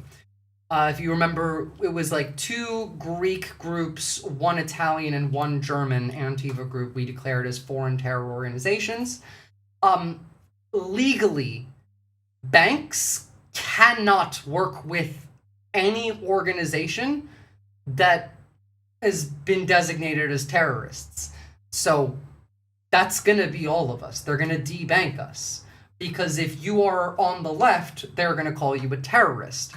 And then they will then debank you. Not for long can the Germans defend themselves against Putin's Russia. America stays aside. We'll see. To be fair, maybe not at the start. Probably going onwards, yeah. No, wait, aren't those pally colors? Where? What colors? I'm confused. Massive police violence at protest of Weiter Setzen against founding Conference of Far-Right AFD Youth Organization.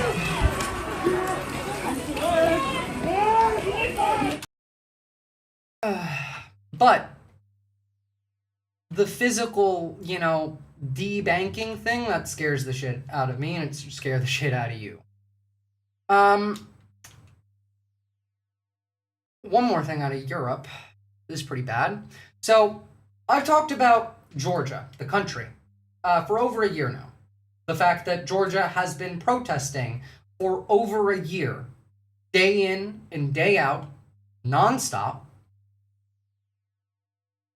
Turns out, this reportedly came out yesterday, and it has been confirmed now. The BBC has confirmed that Georgian police used a World War I chemical agent, brombobenzyl cyanide, against peaceful protesters. People suffered chemical burns, respiratory distress, and long-term injuries. They mixed the chemical weapon in with water cannons, and were shooting the people with the water cannons that were filled with bromobenzyl cyanide. It's really fucking bad. But if it helps, it wasn't only the protesters getting hit by the chemical water at the very least. This hero over here, at the very least, gave it back to them. But, no, this is really fucking... you can die from that. If you don't have a mask on and you get hit in the face with a water cannon and you inhale some of that shit, they are evil for treating people this way. Well, Georgia Dream is Russian, so, makes sense. They're the pro-Russia party. And also, Georgia's State Secretary of Service has now summoned Zviad Maishvili, man over here in this video, for questioning. The infamous clip of Special Forces kicking him in the head, along with his later interview. He was part of the interview that alleged the chemical agent use that actually the BBC put out yesterday, and this was confirmed. Exposed Georgia's Dream's use of World War I era chemical agent during last year's crackdowns. Look at this shit.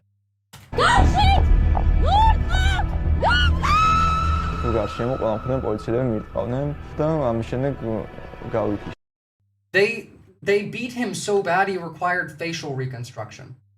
Georgians are one of the oldest Christian societies, if it matters. I mean, it doesn't, but, like, Georgia deserves freedom. Hell, I consider Georgia Europe. Like, they consider themselves Europe. I know they're not anywhere close to Europe. I know they're even further east than Turkey, but they are spiritually European, I reckon. And, going back to, like, the idea of we need to spend time outside and get people aware, like, that... You know what, actually, on that, chemical agent use, I'll link you guys the full video, because I wasn't going to watch this on stream. It is an hour-long video, but if you want to learn, I highly recommend watching it, and not just because of that, but, like, this is what democracy looks like. It's been over 365 days of non-stop protest. Here, as gas or other spec. Like, it's literal war over there. Hey, what's up, Encore? Good to see you. We were just talking about how Georgia used World War I chemical weapons against civilian protesters. Which, I mean, shouldn't really be that surprising, but is pretty fucking bad. Now I want to see this, because I don't know what she's going to say in this video, but we are still talking about trying to get more physical media, trying to expand the space that we occupy outside of the online space. Like, again, if any of you have interest in this stuff, you could start, like, go to your local library and be like, can I do a talk on a political topic? Worst they can say is no. You can, you know, like, the idea of trying to engage publicly more with this kind of stuff, with anything political, outside, in person, like human to human, is always going to be a good idea. Chemical warfare, sure, yeah. And to be fair, like, it's not like we're not doing chemical warfare on U.S. citizens. We're using CS and CN gas, which is a war crime when used in a war. It's just perfectly fine when used in domestic policing. So. No. Physical media might be the key to our survival as a species, and here's why. We're already seeing these no-phone parties pop up in Los Angeles, New York, and other big cities. And there's pretty much one reason. People are Google and these AI companies. The death of social media has finally begun, and people are starting to wake up. And these streaming companies like Spotify and Apple Music, they make a killing off the music we all love, while the artists who make the music are left to fend for themselves. In this, like, desperate attempt to connect with people like you outside of social media, you know, where music happens. Companies like Palantir dragging us into this dystopian hellscape. The idea of something that literally can't connect to a network becomes more and more attractive with every passing day. My prediction is over. Yeah, this artist is familiar. I know I know of them from, like, one song they did, but they're right about this. And this goes with what I've been saying for ages.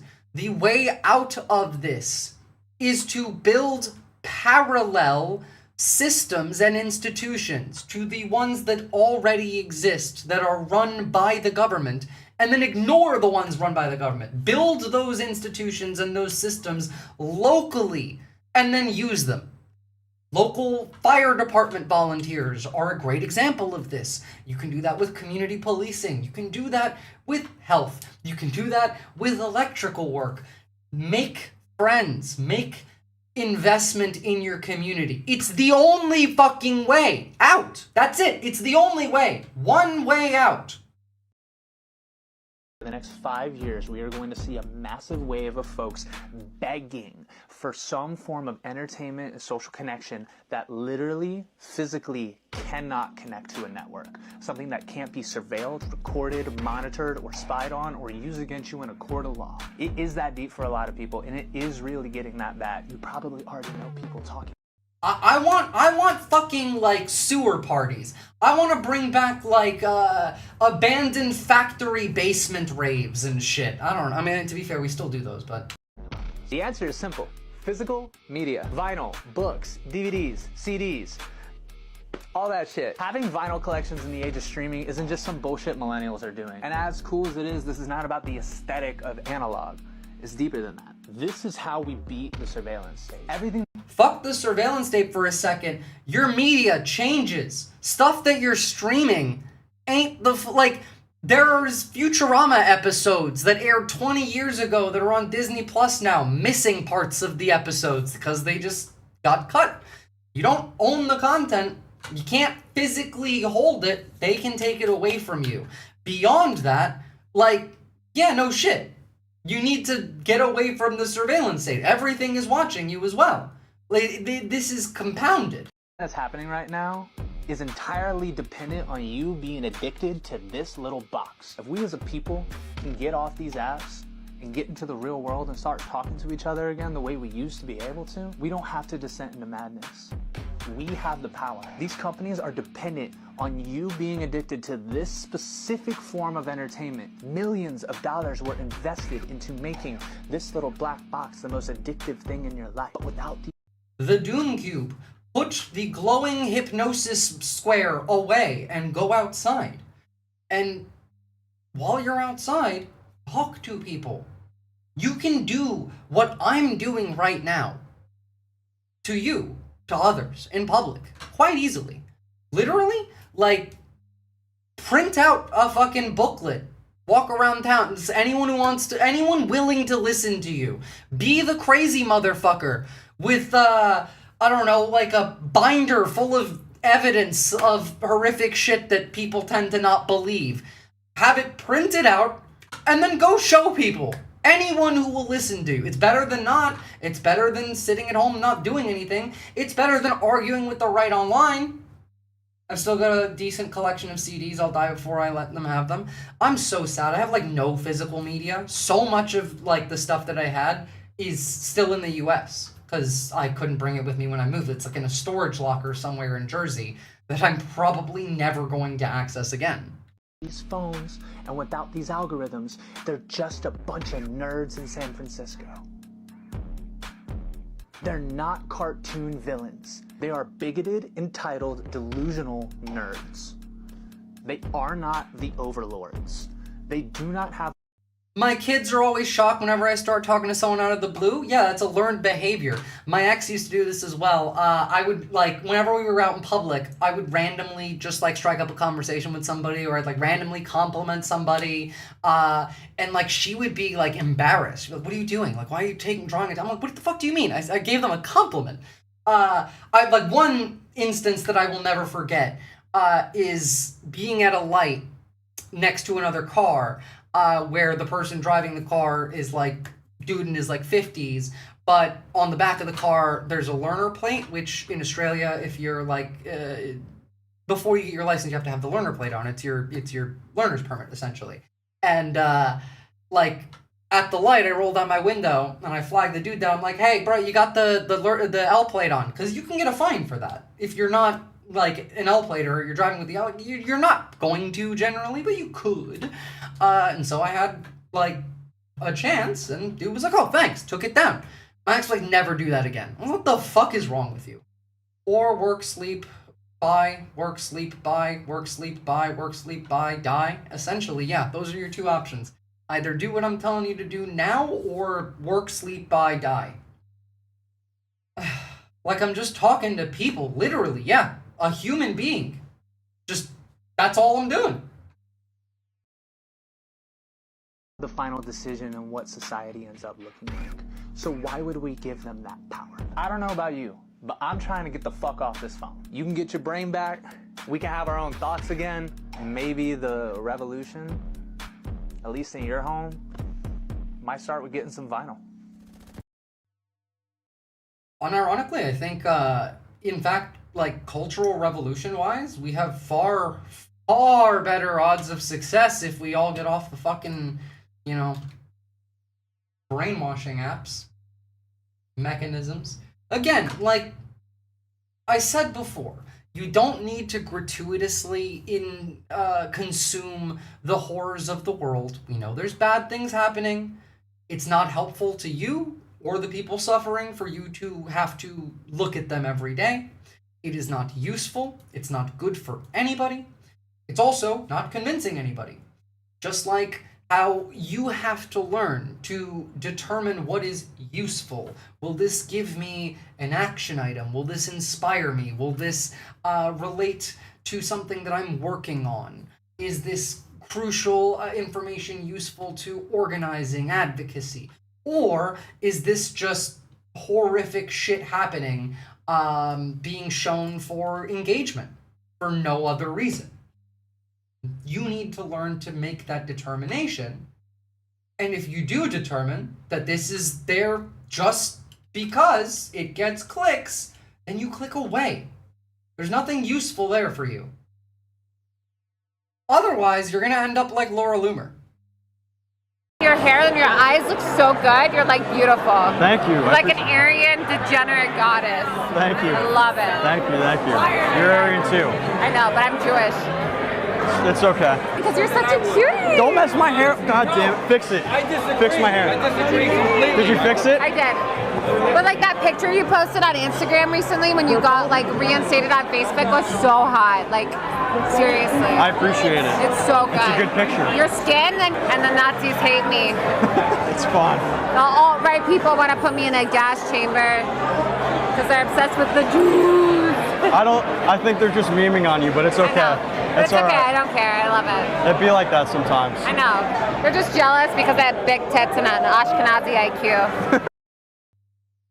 What the fuck? Yeah, like, this is what I mean. Either you do what I told you to do, or you're gonna end up like her. You don't want to end up like her.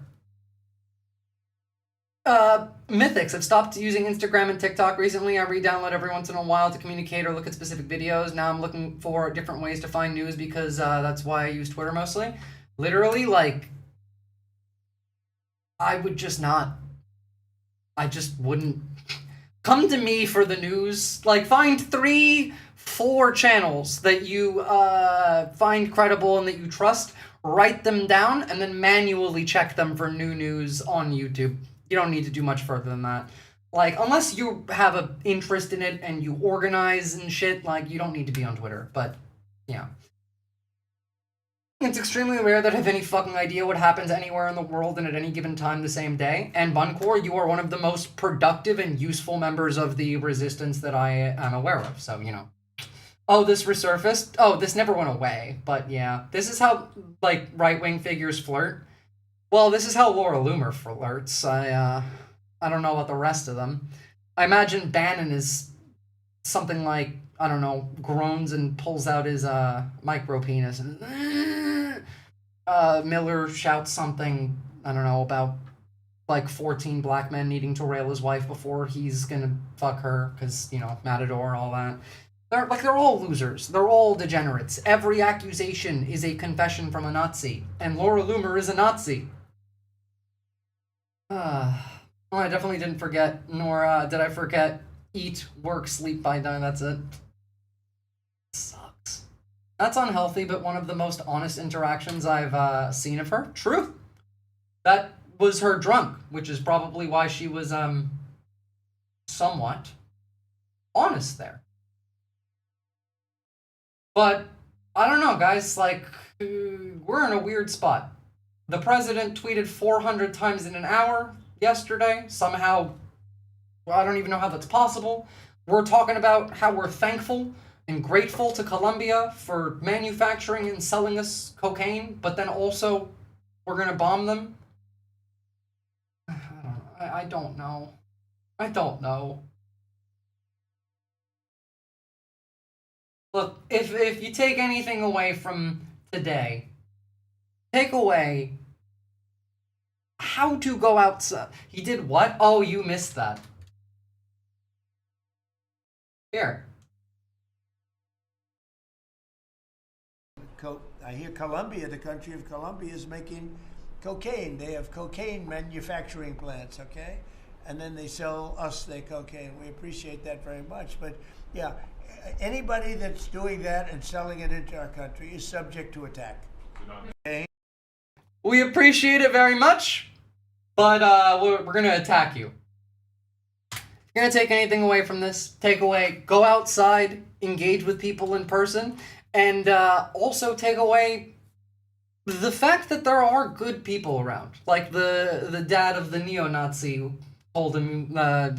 told his son he was a parasite and kicked him out. Holy shit, Peak. Oh yeah, you missed the beginning of stream. Do you want to know? Let me jump back for a second, because some wild shit happened yesterday in relation to all of this. Some extremely weird things. Like, for one, Trump tweeted this last night. Venezuelan president just publicly surrendered to President Trump. Maduro has turned in state evidence against the Biden admin and is releasing proof that Biden asked that Venezuela government ship Tren de Aragua, drug gangs into the U.S. It's just insane. And then where was the other one? There was one more very, very, very funny. Oh, yes, and that was the thing that I did not need to know, but if I am forced to be aware of this, then so are you. And it's that RFK Jr. has a pregnancy kink. He's also using drugs again, at least ketamine, and has received gender-affirming care in the form of testosterone, which has transformed his body. RFK Jr. trans man confirmed. So, those were all very funny. It's always ketamine. Well, to be fair, it used to be heroin for him. If you haven't seen the famous clip of RFK Jr. talking about how much he loved heroin, right here.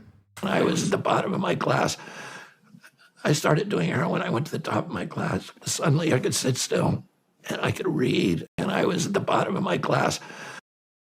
So, you know, like I said, this was what I thought would be the justification for us invading Mexico, is so that we could take over the drug cartel labs and that RFK Jr. could just directly plug the fentanyl machine into his vein. Well, to be fair, saying like 70-26 absurd things all at once is a particular type of propaganda. It's intentional on some level. Oh, no, it absolutely is. Yeah, like that's a pretty clear and distinct tactic. Not to mention, you know, as we touched on earlier, the PSYOP unit is pretty active in this admin with their, you know, shitty first-year film school propaganda clip. Literally stole this from Cyberpunk, mind you. Goddamn army. We're everywhere, words are weapons, blah blah blah blah blah. The PSYOP, their fucking Nazi and Klan reminiscent emblem with the fucking ghost and the SS lightning bolts, like, you shouldn't be surprised. Yeah, fingers crossed that actually... almost read that. Almost read that. I do not condone. I do not condone. I'm still, like, not over the fact that we're demanding that Lebanon give us back a bomb that didn't explode. I don't know. Alright, that's probably going to be it for today, guys. I'm going to raid somebody, though, so stick around.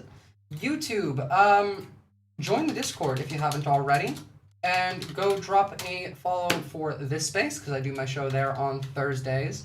And like the stream if you haven't already as well. If you wanted to donate to me, you could do so through here, so that YouTube or Twitch don't take a cut.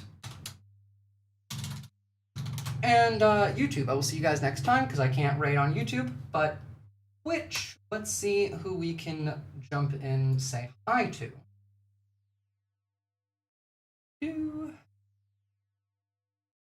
What bomb? Lebanon, basically? Basically. I mean, honestly, I would just extort them. Give me money. and maybe we'll return the bomb.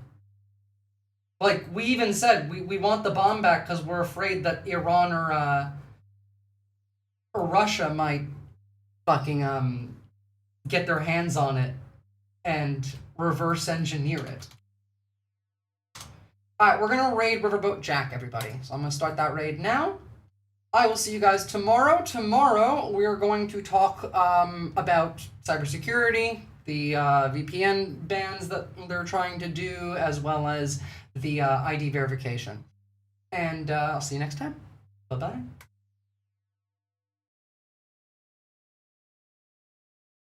Nail it down. But this is